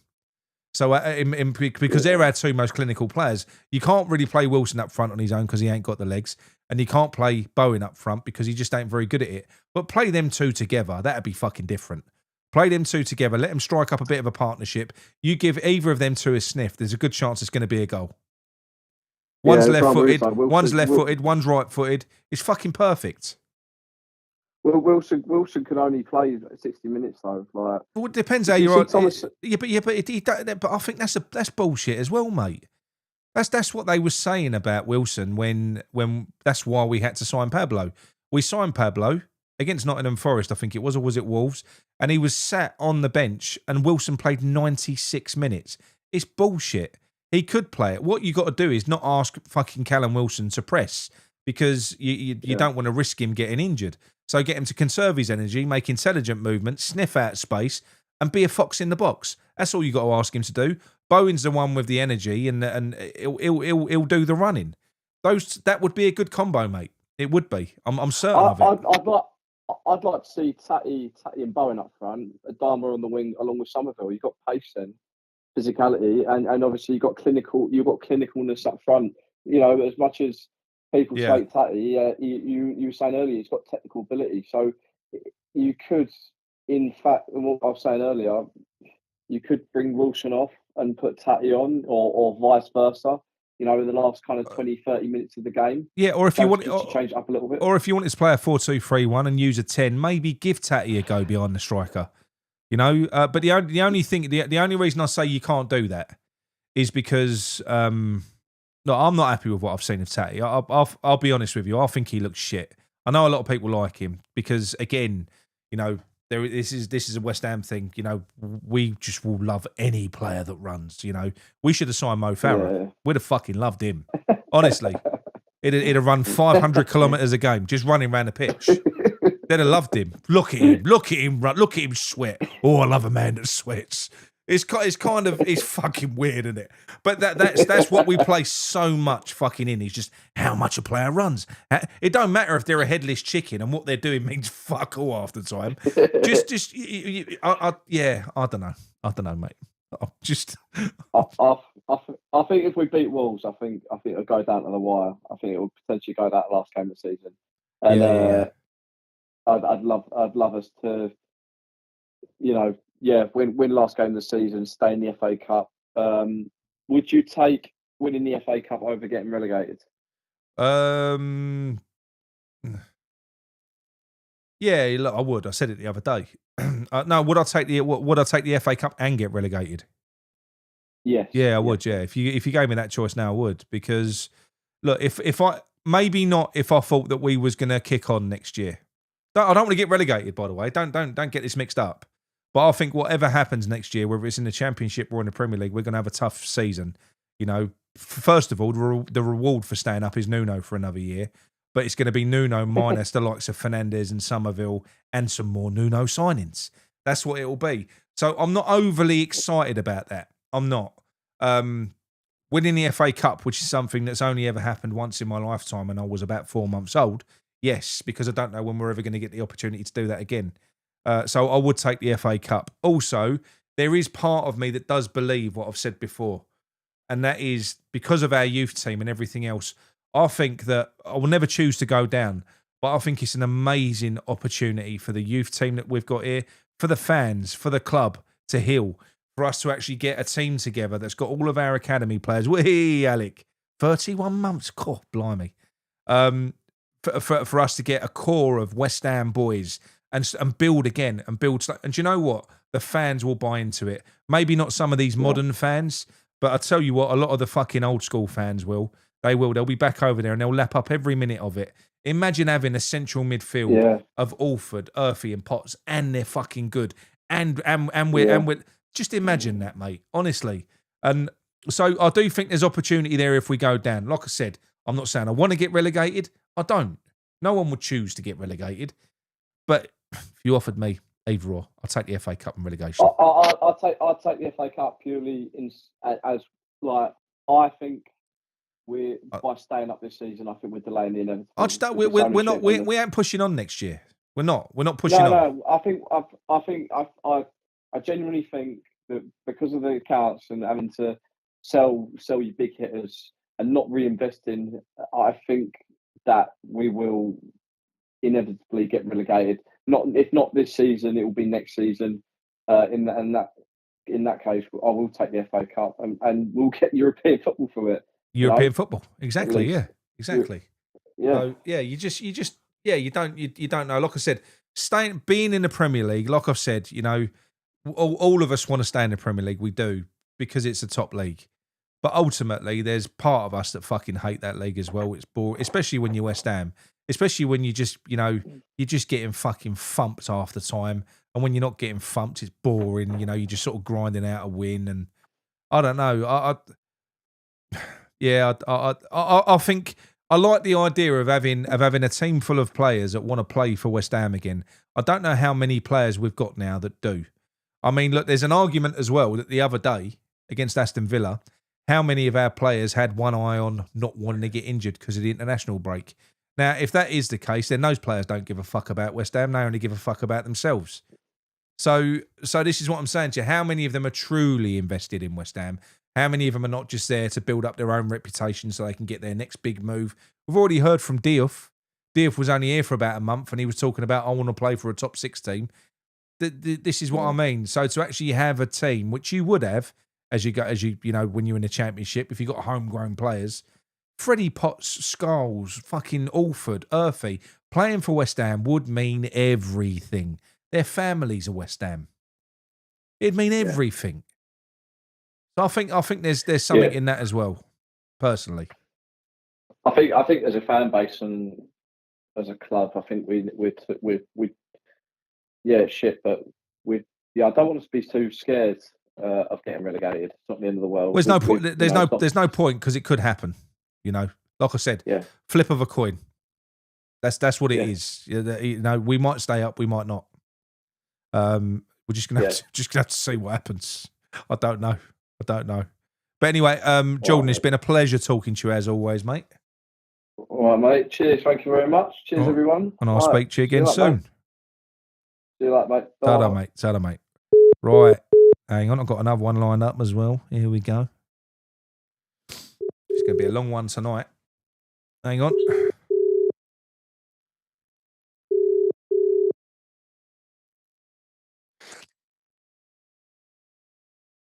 Hello?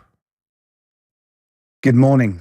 How are you? Good morning. My God, you sound high definition, Kingy. You do. You do. What fucking what phone you talking into? I must be near the wireless, mate. Oh, it's good. Yeah, it's crystal clear, mate. I like that. That's good. It's good. How are you anyway? So you actually?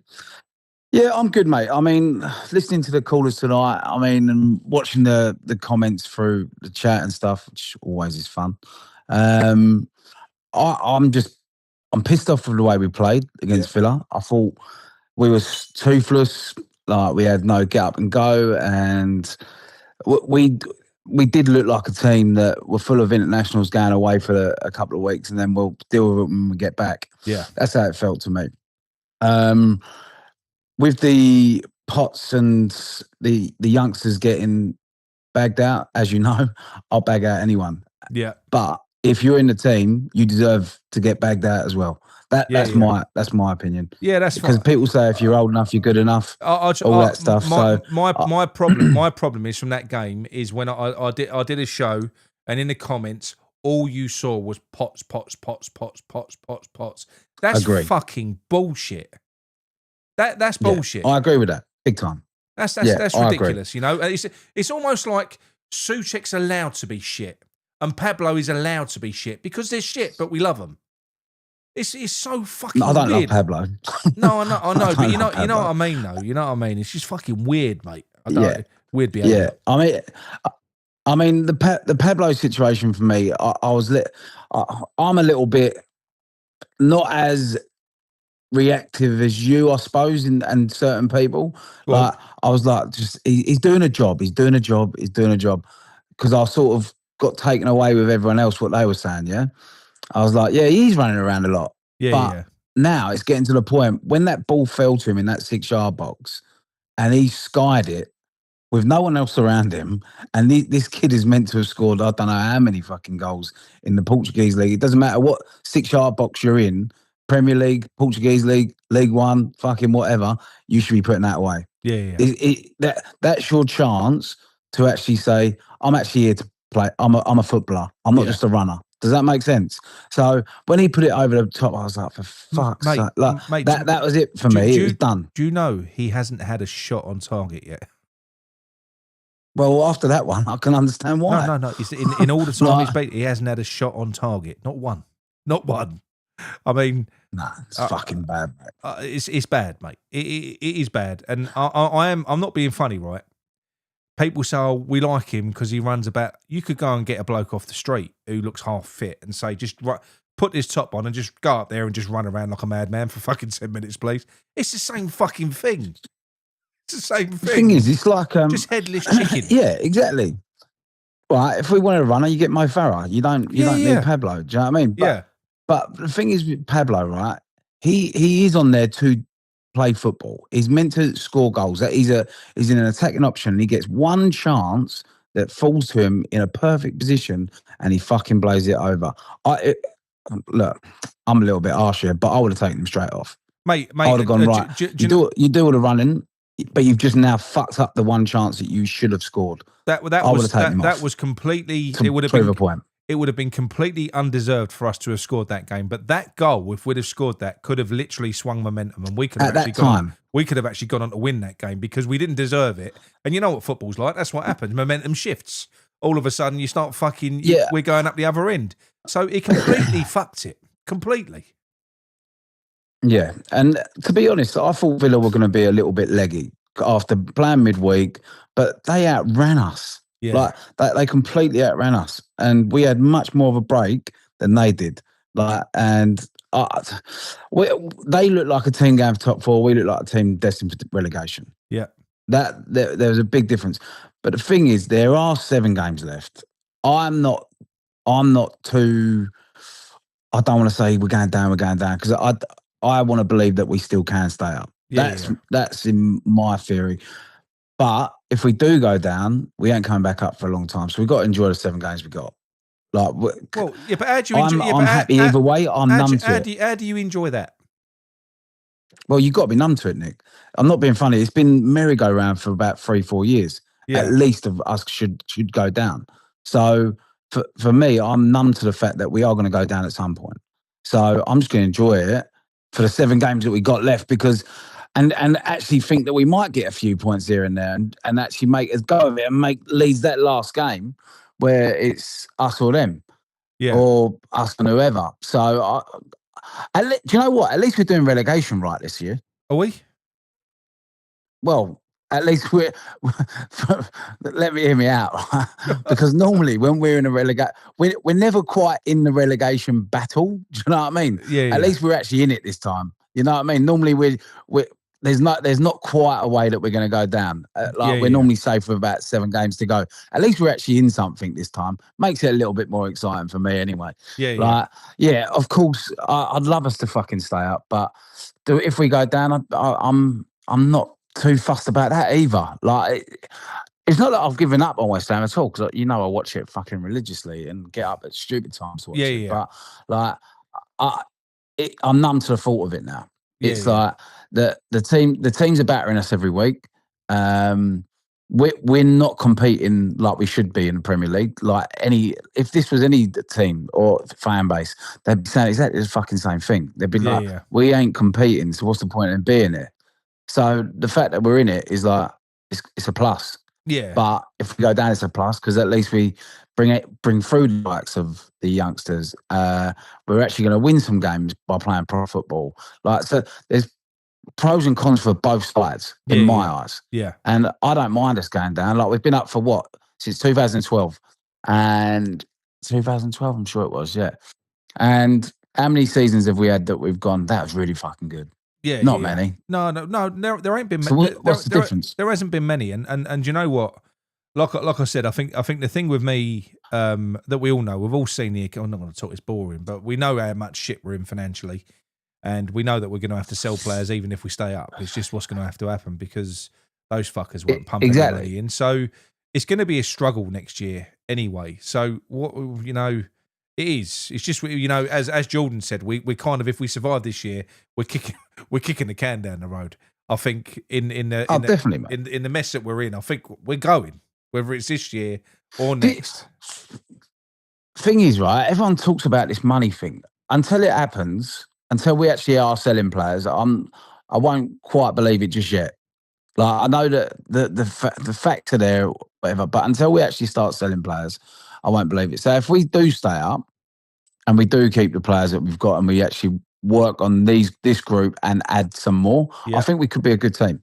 But I don't know if Nuno can change that, and that's a big difference. Would we keep him? Would we not?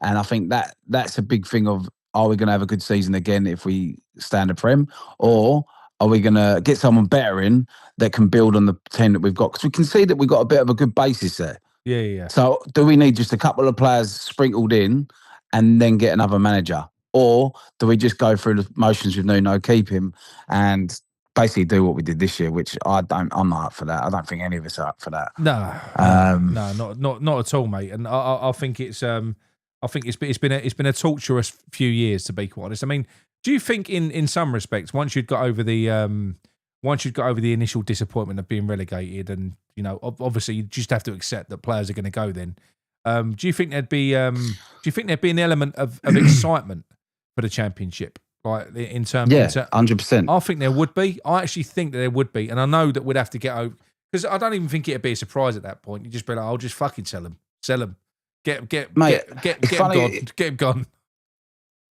I'll walk into the change room every week for my Sunday league team, right? Every weekend, I normally get people giving me shit. There's one Spurs fan in there. He gets it now, right? But then when he says something about West Ham, I say, don't worry about us, mate. We're used to it. Like, it doesn't faze me. It's like, I'm used to us being shit. I don't need you to tell me it. Yeah. I know it, but you're scared of it. I don't mind if we get relegated, because we've been there before.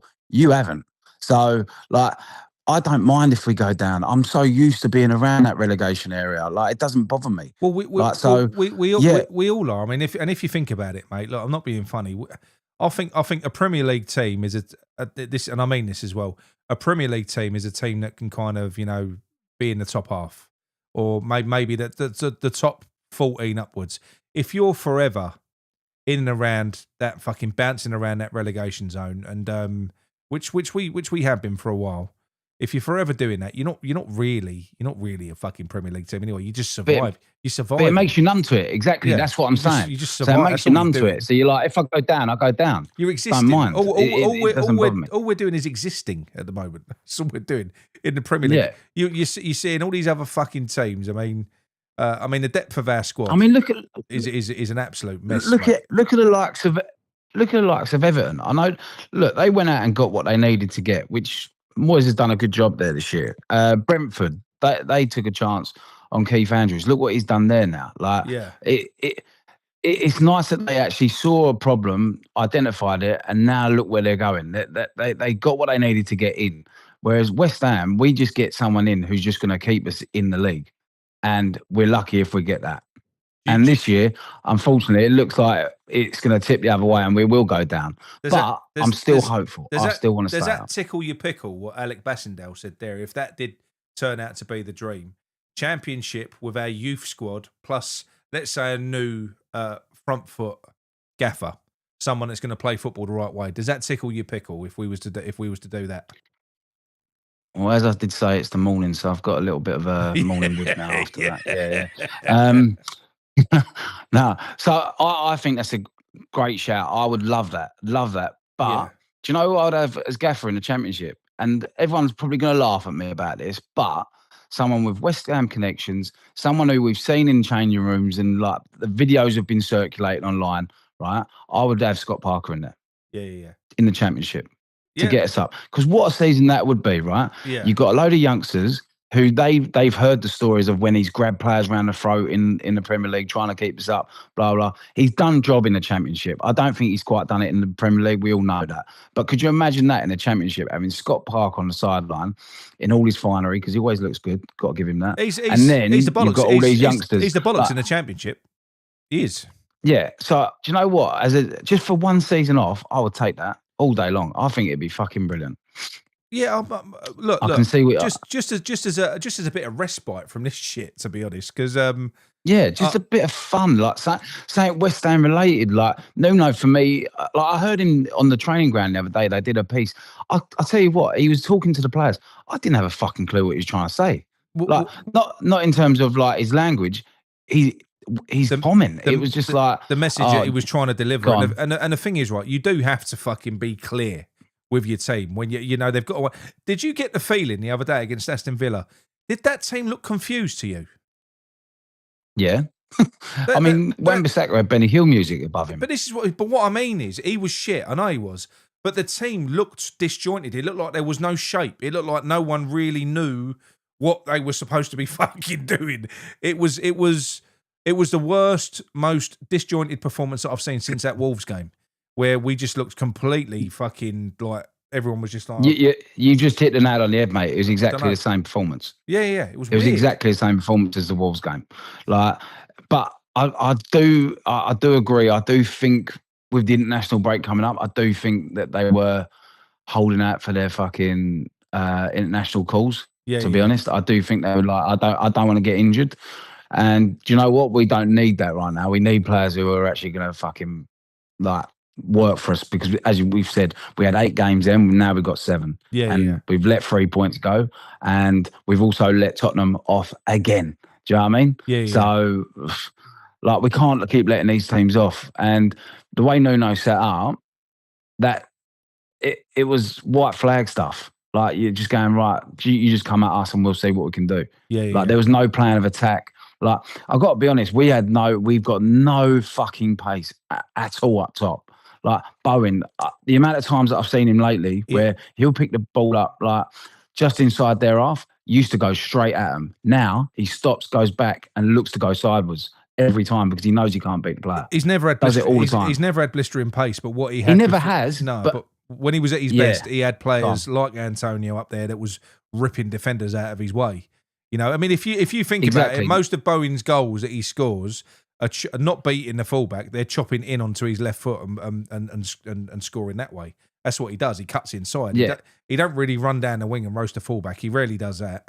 But no, not anymore. But he used to have a little bit of turn of pace. He hasn't got that no more. No. And if you take that out of it, then you got Wilson, who he can't run. Tatty, he's not clever enough to stay on side. You got Pablo, who's mate. That guy Tatty's game IQ, mate. I'm sorry, he was driving me. But he wouldn't get in my Sunday league team. He was driving me mad. Now look, and I made the comment this morning on the video that I done.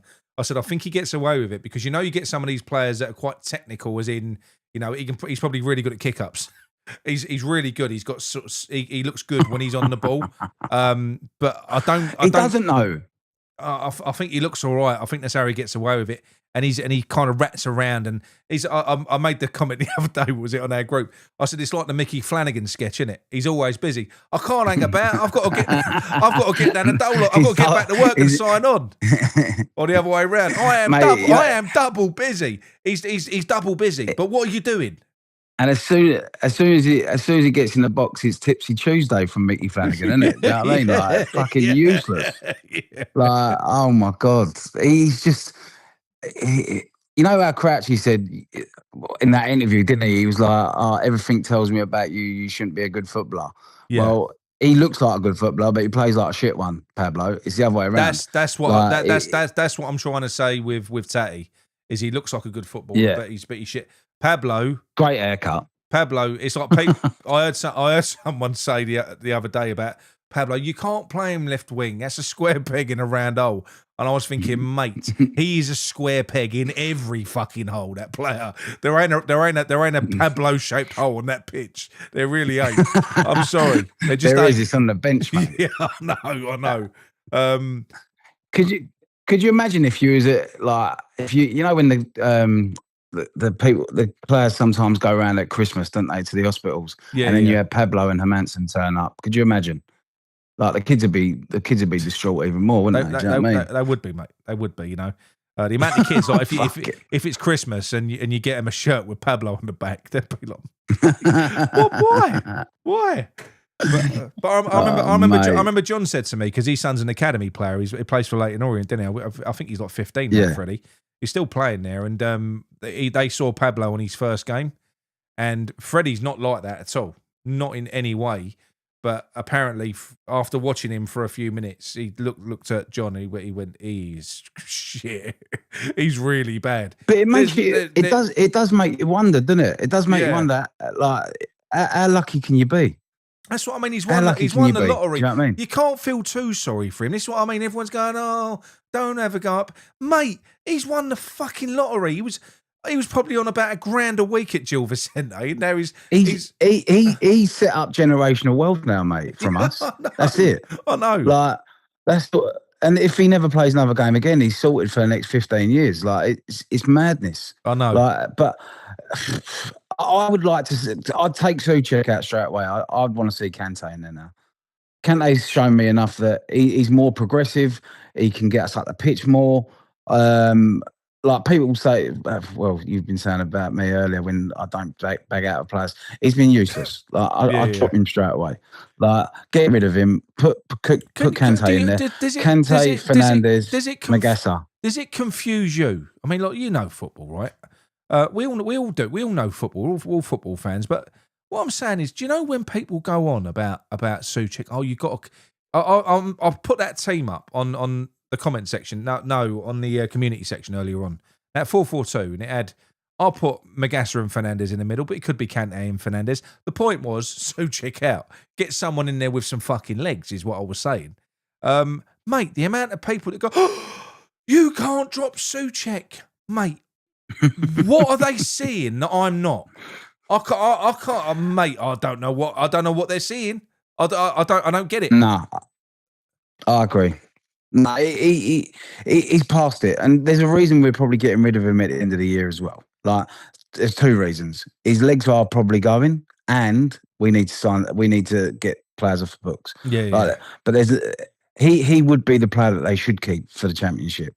But they're not, and there's a reason for that. I think his legs are going, and you can see that because he used to run 12K a fucking game. I don't think he's doing that anymore. I could be wrong. People might tell me I'm completely bullshitting there, but I can't see it. I think Pablo's doing about 25. But we need people to play football, and I think Kante will do that. I think Magas has been off for me. I've got to say that. Last couple of games, he can't pass the ball 5 yards. He's had amazing games and incredibly shit games. There's no in between. He's either like the last couple have been bad. Yeah. No. Yeah. But what I mean is that. But again, I think you've got different players. Look, everyone's got a different personality, and I think some players are easier to knock. And I don't think some players can cope with being in and out of the team constantly. They can't. I've got to prove myself again. I've got to come on again. And I don't know. I made the point earlier on. And look, he ain't one of our youth players, but he's young. He's a baby, Magassa. And I made the point when all the, that group came through under Harry Redknapp, and you had your Coles, your Rios, and your fucking Carricks, and all these players. Mate, these players weren't great every game, was they? They weren't. No, they weren't. They weren't. But you know what? I guarantee if you went in any pub, people would have been saying the same things as what they are now on social media. Guarantee. I don't remember people calling. No, not never. But what I'm saying is, I don't remember people just get it. You see, you're going to get it more now, though, mate, because of how accessible it is to slag these players off. Yeah, you're always going to get it more accessible now. I suppose so. Yeah. You are. Yeah.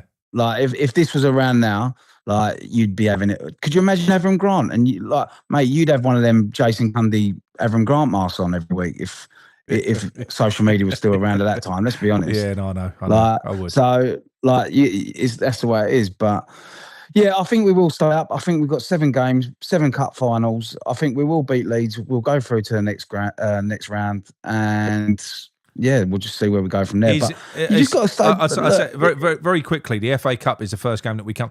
Do you think it's important that we win that game for the remainder of the season? Massively. I'm talking about in our push for survival. Do you think it's important that we win that? Winning games breeds confidence, mate. Yeah. It's so obvious in football. And if we go out the cup, then they've got nothing else to play for. But the thing is, if you're still in a cup, players are going to want to be in that cup team. Yeah. Do you know what I mean? So they'll play harder in the league. Well, you'd like to think so anyway. But that's my opinion on that. If we go down, as I said, I'm numb to it. If we go down, don't mind. Take a little bit of stick for about a day. Wouldn't give a shit. But if we stay up, it's going to be Groundhog Day all over again. That's why there's no point. Go on. No, go on, mate. Go on. It's going to be Groundhog Day. Go on. Sorry, mate. There's no point getting excited about next season if we're going to stay up, because we're going to do exactly the same again. Absolutely. It's not going to be any different. Absolutely. So it is what it is. If we stay, I'm not going to get angry about it. There's no point. If we stay I'll up, just watch you instead. If we stay up, we stay up. We go down, mate. What I got angry about is just it's the approach to the game, and it will never not frustrate me. I like football. I really, really can't tolerate wasting 90 minutes of my life watching that defensive shit. That's why I get wound up. I don't think I'd be angry if I just fucking check the score, but I'm literally watching that, not enjoying a single fucking drop of it. And I'm just like, this is fucking torture. Why am I watching this? It winds me up. Well, as soon as the ball went forward, mate, we had nothing. No. Absolutely nothing. No. And then when the ball went back, we had nothing either. It was just one of them games, mate. And that's why it was like, you know what? We've been due one of them for a while. We have. Yeah. We got it. And then now we've got the international break. We'll go back against Leeds.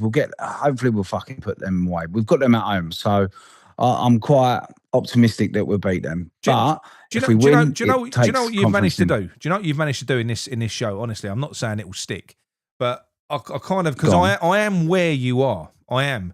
I'm not that bothered if we get relegated. Not really, and I'm not that excited if we stay up because I know. But what I mean is because I'm not that excited if we stay up because I know what it means next year. It's going to be another year of pain.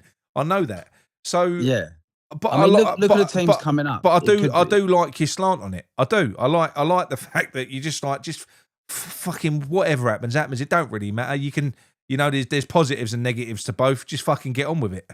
I do quite like the only positive to come out. The only positive to come out of this year is the team that's with us down there. That's what's making it a little bit more enjoyable, a little bit more like you'll take it on the chin because do you know what? We know we're not that good. They think they're really good and they're fucking shit. I know. So I love that. That is what's making it all the much better for me. Is fucking. I'll tell you what would make me desperate to stay up would be if it was out between us and Tottenham. If it came down to the last few games, then I would be desperate. That's like because you know something, the dream is still on, right? Because Arsenal have already choked and they've given up their first cup final. They've lost that, right? They could lose to Man City. They could lose 1 or 2 more games before the end of the season, right? Mate, it's got us written in the stars, mate. Mate, we're playing them. It could be FA Cup final, which is their last chance at winning any silverware because they've just fucked the league to City again, right? So they've lost the League Cup. They've collapsed in hilarious fashion. You know, in the last 7 games, City are fucking right up their arses. We're playing them in the FA Cup. We're redoing 1980. Tottenham get relegated. We fuck Arsenal in the FA Cup, and I think that would be perfect. We also could fuck their Premier League up as well. We still got them in the league. We could. Like, could you imagine that? They could also relegate us as well. Declan Rice will. Yeah, I know, but I'm not thinking like that. I'm thinking positive, mate. Come on, give me a break, will you? No. Jesus Christ, I'm thinking of the trifecta here. Oh, no, go on. We got Millwall come up, we stay up, Tottenham go down. Yep. We knock Arsenal's Premier League hopes, we knock them out the FA Cup and win the thing, and then they don't win fuck all. What a season. It'd be amazing. You take it all day long, then that would go down as one of the most memorable seasons ever, if that happened. Actually would. And Nuno wins Manager of the Month. Then I'd be happy to. Do you know, if all those things played out and he won us an FA Cup, I'd fund the trophy, the statue myself. I'd say deserves a statue at that point. He might be shit, he might be rubbish, but you know what? I love him anyway. He's fine. No, you can have a statue. Look at this. This is what football does. And if you take football for what it is and like this sort of side of stuff, you've got to look at the positives. You've got to look at the hope. Like, there's no point just going, we're going to lose this. We're going to go down. We're going to, like, at the moment, we're not. So, fuck it. I'm still going to be on that positive train. Look, I was pissed off with the Villa game. Always. Most of us were. I'm sure. Yeah. But we've still got them little dreams that can happen. So, I'm just going to hold on to them. And hopefully we stay up and do all the things what we've just said because that would be fucking brilliant. That was class, mate. Cheers for that, Kingy. We're finished on a high, people. There we go. There you go. Cheers, chat. Right. Enjoy that, mate. Have a good day's work. Right. Oh, he's gone. Right. I thoroughly enjoyed that. I don't think there's any Gary. I did text him earlier on, but he didn't get back to me and he ain't tried to phone in. So he must be busy. Went out for a curry or something. But look, thank you very much, everyone, for sticking with us. I weren't expecting this many people to be watching tonight because a lot of people have lost the will to live with West Ham content. But do you know what? That's actually picked me up a little bit. It has, you know. We've had a little bit of a blowout, you know, talking to Jim from Cyprus and Nolly and letting people get everything off their chest. Everyone's opinions are valid. Everyone. You've got every right to feel pissed off at the moment. Every right to feel negative. You've got every right to feel positive as well. Everyone has. You know, it's been a horrible, horrible, traumatic time. To be a West Ham fan. Do you know what I mean? But I think that's got to be the... oh, no, Gary. Spoke too soon, everyone. I spoke too soon. Hello, is that Gary? Hello, Nick. Hello, mate. You all right? All right.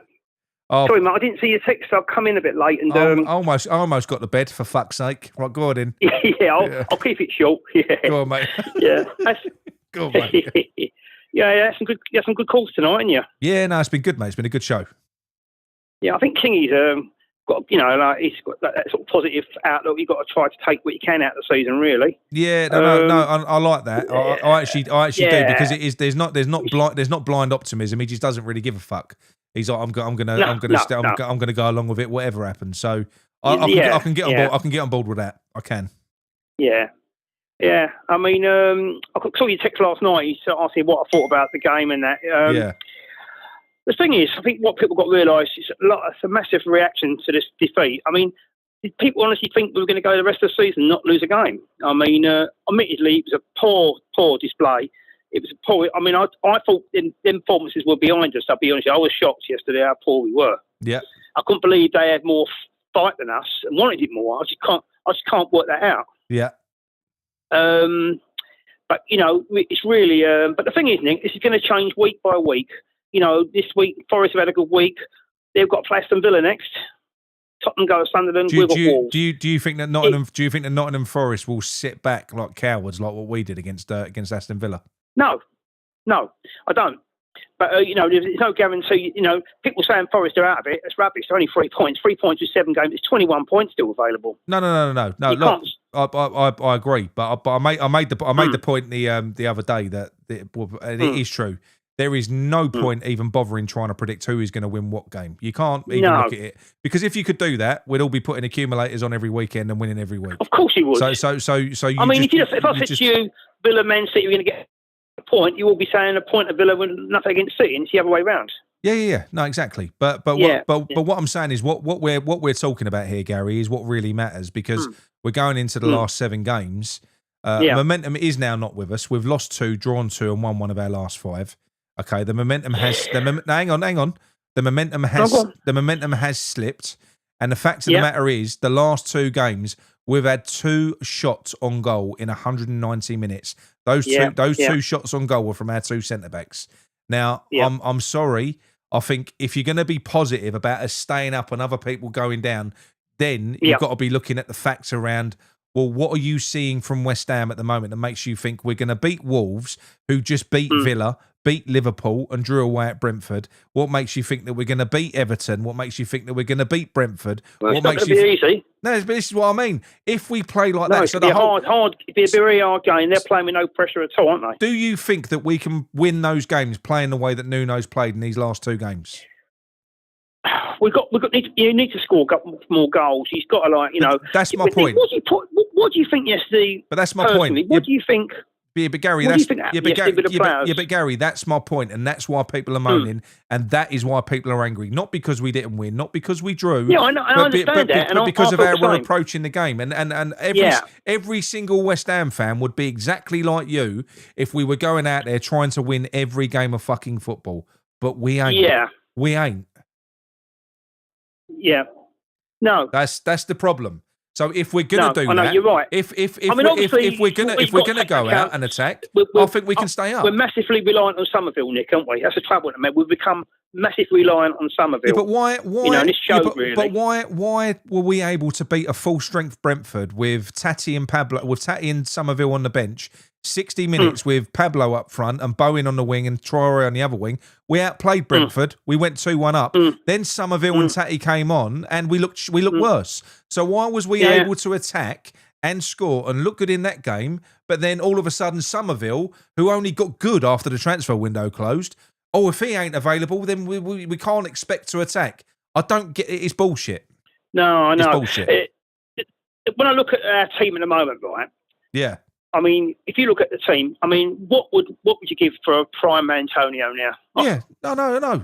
You imagine Antonio, Somerville and Bowen either side, Fernandes behind him. But we ain't. My God. We've got prime Pablo. No, we haven't. No, that's what we're lacking, haven't we? We've got prime Pablo. We've got Pablo. We've got Pablo. We've got a striker that hasn't had a shot on target since he's been here. Yeah, I'm more in your camp with them two. I mean, they did bring energy to the team, admittedly, but I mean, I was sitting here thinking, I'm waiting to see something really, I mean, with Antonio, when he played, you had the options of playing over the top of things. He could run onto things, he could hold the ball up, knock defenders about, and then think Bowen and Somerville would have been brilliant with Antonio up front. But obviously, you haven't got Antonio. We haven't got That's the sort of player we need to bring in next season. We haven't got that. But if obviously, look, I know that you think that we're going to stay up, and that's fine. You're entitled to think that. But I think we've got a chance. I'm not saying we're definitely going to stay up, but we've got a good chance of staying up. I think we've got a chance of staying up. I think we've got a good chance of staying up if we play the right way. So for us, in your opinion, what do we, for us to not stay up, I'll tell you what, tell me what you think that West Ham need to do in terms of personnel, players that need to be dropped, and lessons that need to be learned from this last the last fucking 5 games. People like Hermansen, people like Souček, people like Pablo, I agree with you. people like Tati. So what do you think needs to be done to give us the best possible chance of winning this last remaining 7 games that we absolutely could win if we play it the right way? I'll definitely bring Areola back into the side, because there's been some of the goals that Hermansen has let in that people are saying, including you, like he could have possibly, even yesterday, could have saved them goals, which is makes you wonder what it is with Hermansen, you know, what he's seeing in him. Yeah. I mean, obviously, Thibaut, when he's fit now, listen, I'm not a lover of 3 at the back, but in certain games, I was saying last week, we had 3 centre-backs that were all banging form.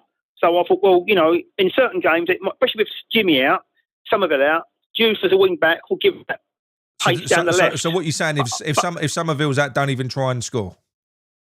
Yeah, but I think Todibo and Mavropanos, if they're going to play 2 at the back, that's the 2 I would go for. I agree with what you said earlier. Yeah. But the thing is, though, Nick, it's like, it's got to the point now, I mean, like with Tottenham, I mean, their fan base, I mean, that open top bus parade and all that, I couldn't believe what I was seeing.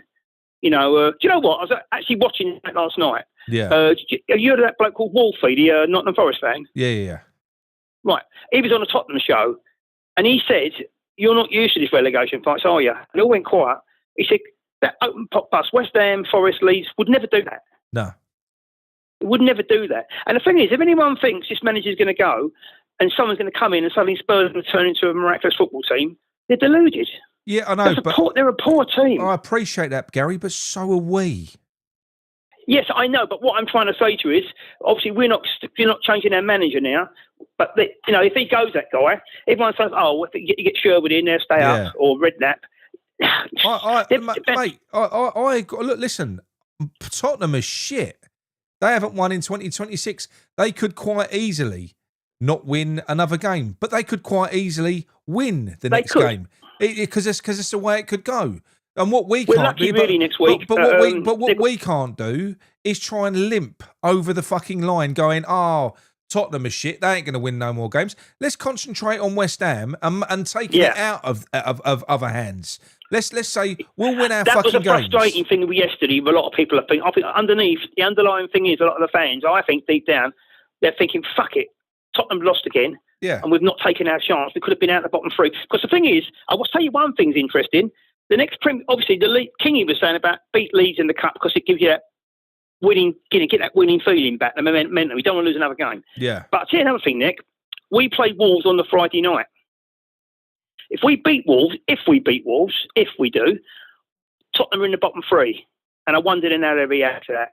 And do you know what else as well? Do you know how much I'm dreading that weekend? Because do you know how that plays out, right? If we don't beat Wolves, if we lose, that weekend is going to be death by 1,000 cuts. We play on the Friday night, then you've got games on the Saturday night and games on the Sunday as well. And they're all important. I think everyone's games, and I think there's one on a Monday night. There's 4.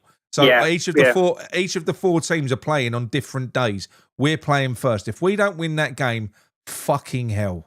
It's going to be horrendous the whole weekend. I ain't looking forward to it. That weekend can fuck off. I'm not looking forward to it at all. I mean, much as it went against you, see, with Aston Villa getting some of their players back, McGinn came back, Tinnemans is back. But, you know, previously they've lost about 4 games in a row. They were really poor, Villa. Now that hopefully they're going to start kicking on. And I think Forest will find it hard to beat them, you know, be honest with you. Yeah. And Sunderland have got a couple of good away wins now at Leeds and Newcastle. So I'm hoping they can beat Tottenham. But I'm not like yourself. I'm past swinging my dick saying, "Oh, that team's shit. They might get relegated. Look at them. Look how bad they are." Yeah. We were saying that about Forest. They can't score a goal, Nick. They can't score a goal. They've just put 3 past Tottenham. None of these 4 teams, Forest, West Ham, Tottenham and Leeds, none of these teams, I don't think, for the last game or maybe the second last game of the season, are going to be clear, safe. It's not going to happen. They're all going to, it could be the last game that all can stay up, all can go down. Yeah, that's... Yeah. Oh, my God. Yeah, but that if you offered me that now, I'd take it. If you offered us... If you said to me now, Nick, I'll take you straight to the last game, and if you win it, you stay up. I would take that now because I do think there's a risk that might not be the case. I think, like I said to you, I'm not saying we're getting relegated. I've been saying all night long, flip of a coin. We'll either go up or we'll go down. Yeah. That's what I've been saying. You know Yeah, what? But what I will say, right. what I will say is, it ain't a flip of a coin. If Nuno carries on playing like that, we're dead certs to go down. If he carries on, what we've got to realise, if he carries on approaching games like that, we are dead certs to go down.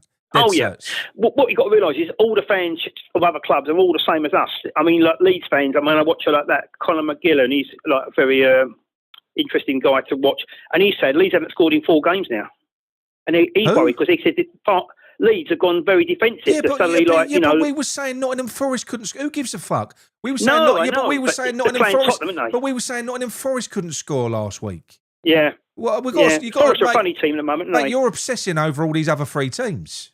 Well, no, because basically it's all part of the equation. I mean, you do obviously, much as you want to win games, you've also got to hope that these teams do drop points. Obviously, of course, we all hope, but it's not in our hands at the moment. That's the trouble. No, it's not, and it never has been.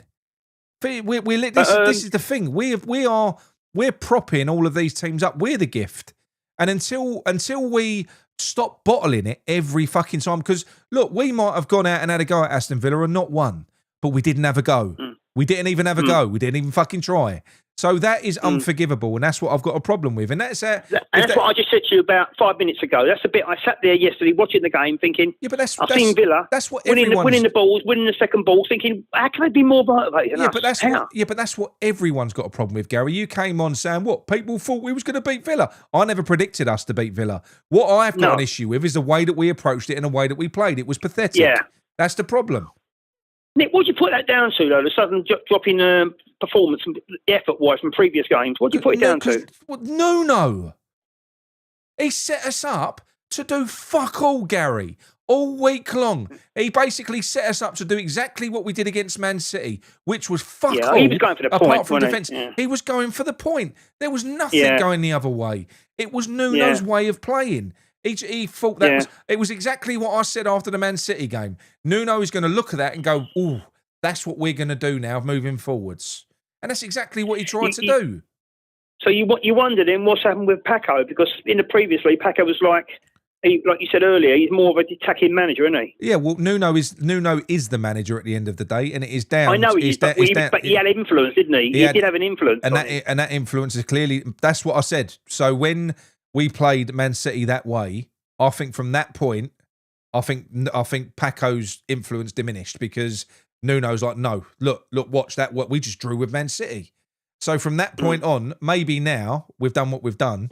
Fortune's hiding down under. You've done all my hard work, Gary. He has. He's fucking got my blood pressure up again. But yeah. So what is it that you think anyway? Sort of moving forwards. How do you think it's going to go, Gary? Difficult, isn't it? I mean, because you could ask me this in 2 weeks' time, I'll have a different answer for you. So give me a percentage now. I think Tottenham could. I seriously think Tottenham could go down because I think there's so deep rooted problems here now. Yeah, they could. They are so poor. You know what made me laugh? I mean, some of their fans, and they're not all deluded. They've got some decent fans, Tottenham. But when they drew at Liverpool, they got a last-minute goal, right? They got a point, fair enough. No one expected anything because the Tottenham bloke was saying they don't play well under pressure. Well, the Liverpool game, there was no pressure. They weren't expecting anything. The Atletico game was game was over. It was just a matter of there was no pressure in that game either. But suddenly people think Tottenham are going to flip in their Premier League home form. But they've been winning European games for months anyway. But they're still not been winning games in the Premier League at home. So I don't know why people suddenly thought the Atletico game was going to turn into a different team. That's the trouble.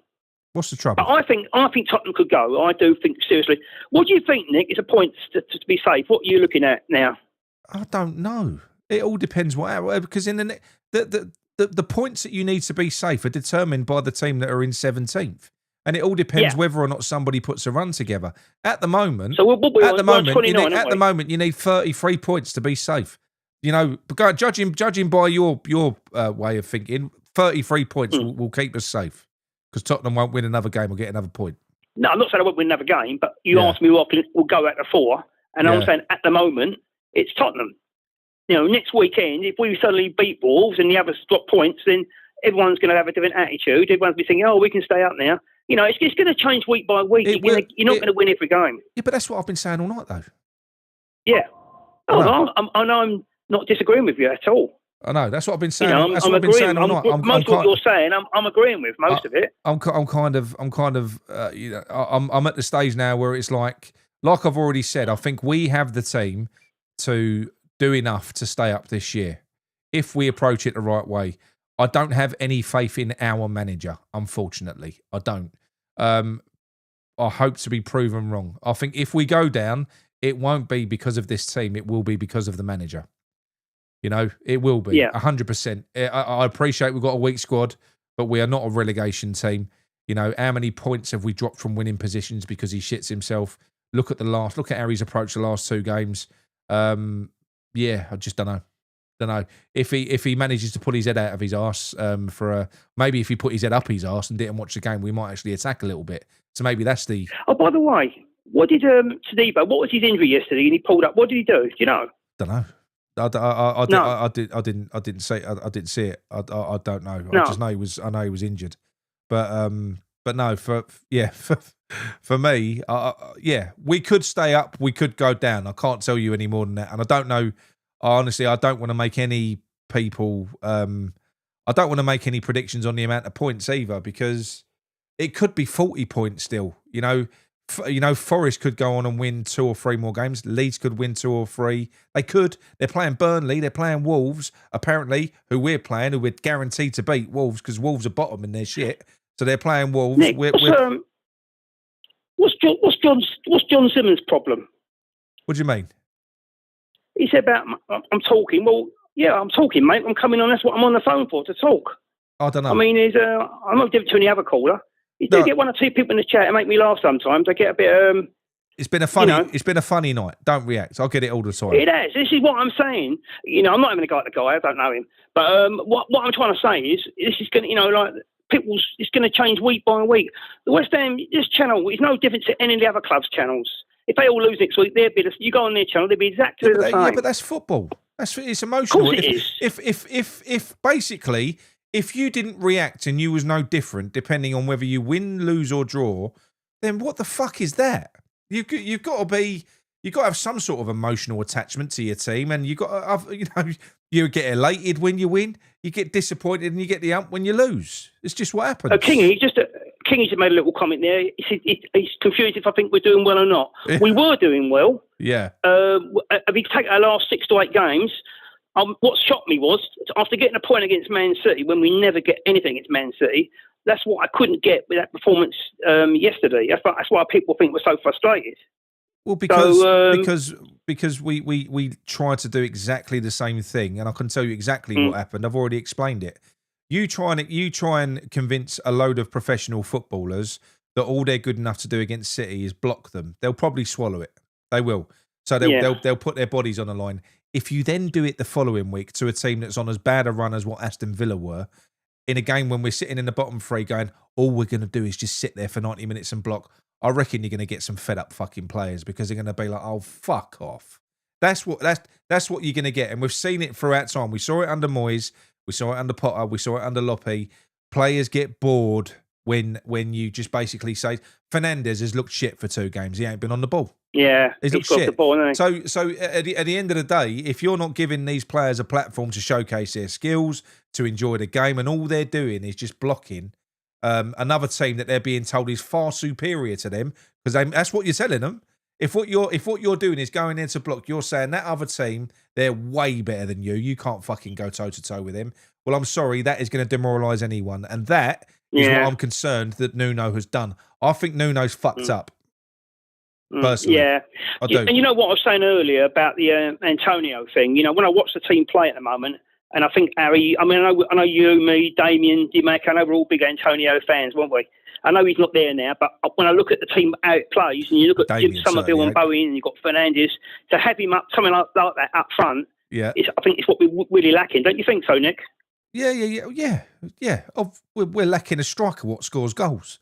We've paid 50 million for 2 strikers that don't score, Gary. That's what we've done.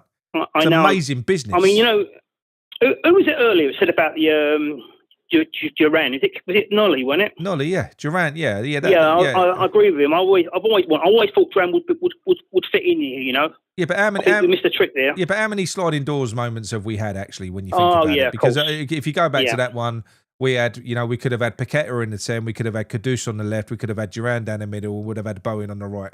That would have been our attacking 4. Imagine that.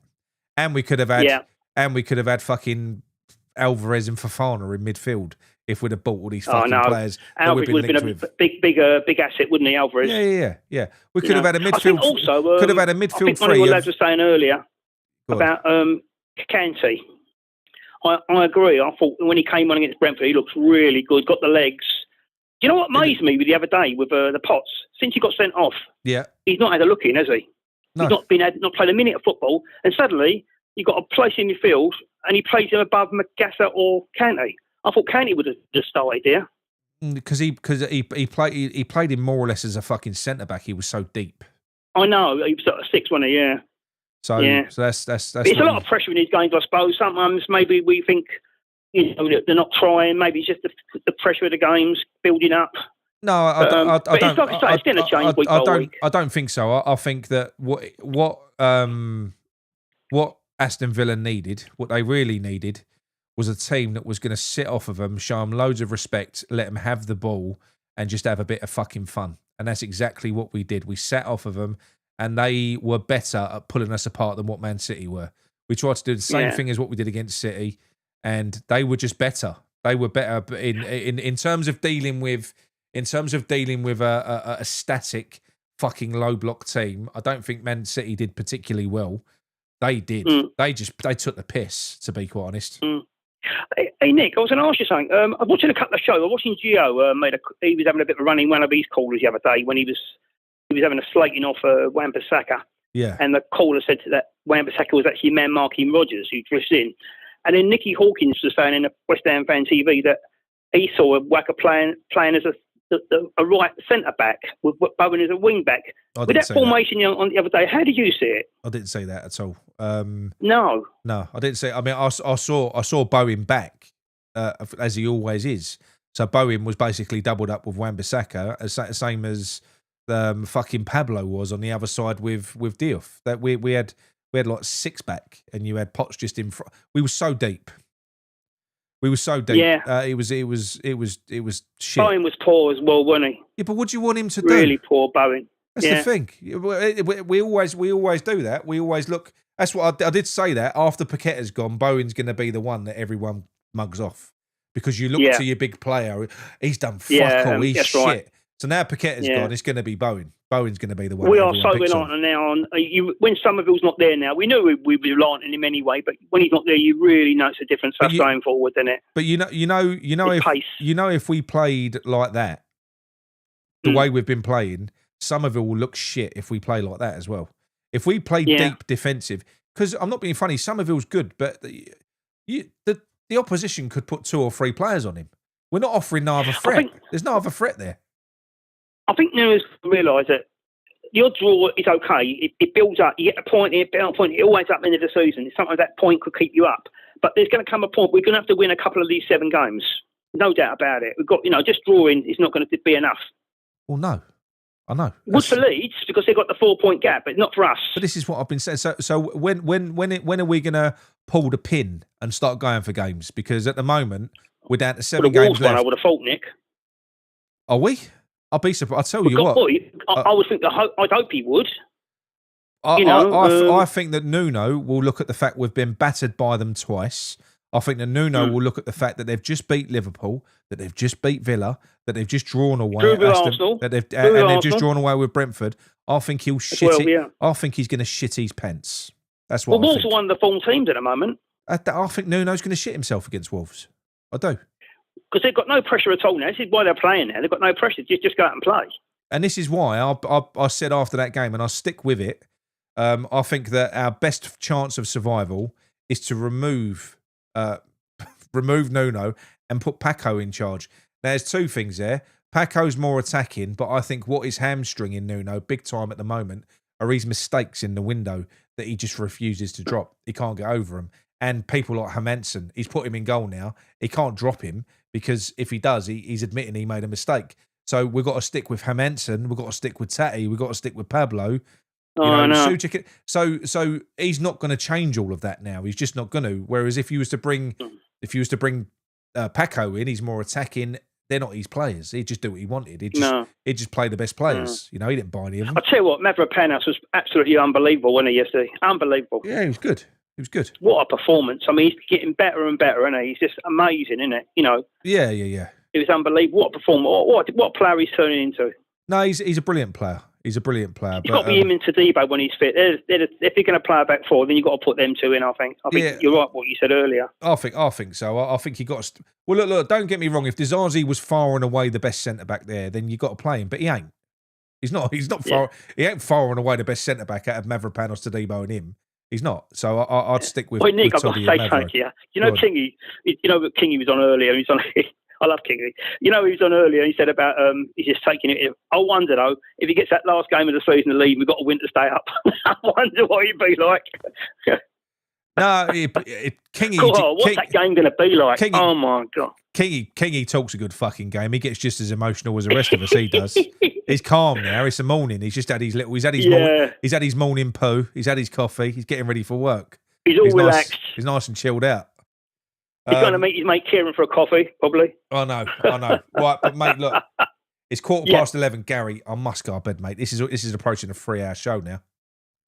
Great show, Nick. Anyway, thank you very much, mate. And I will speak to you again soon. Cheers for the calling, Gary. Thanks for raising me blood pressure before bed. I appreciate it. Thank you. Ta-da, mate. Bye, ta-da.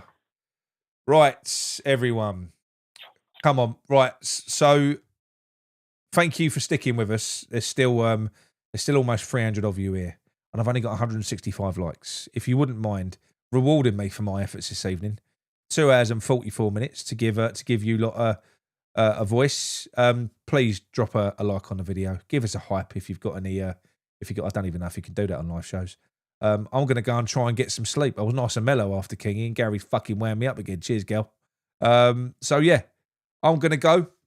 Thanks everyone. Speak to you all soon. And come on, you irons.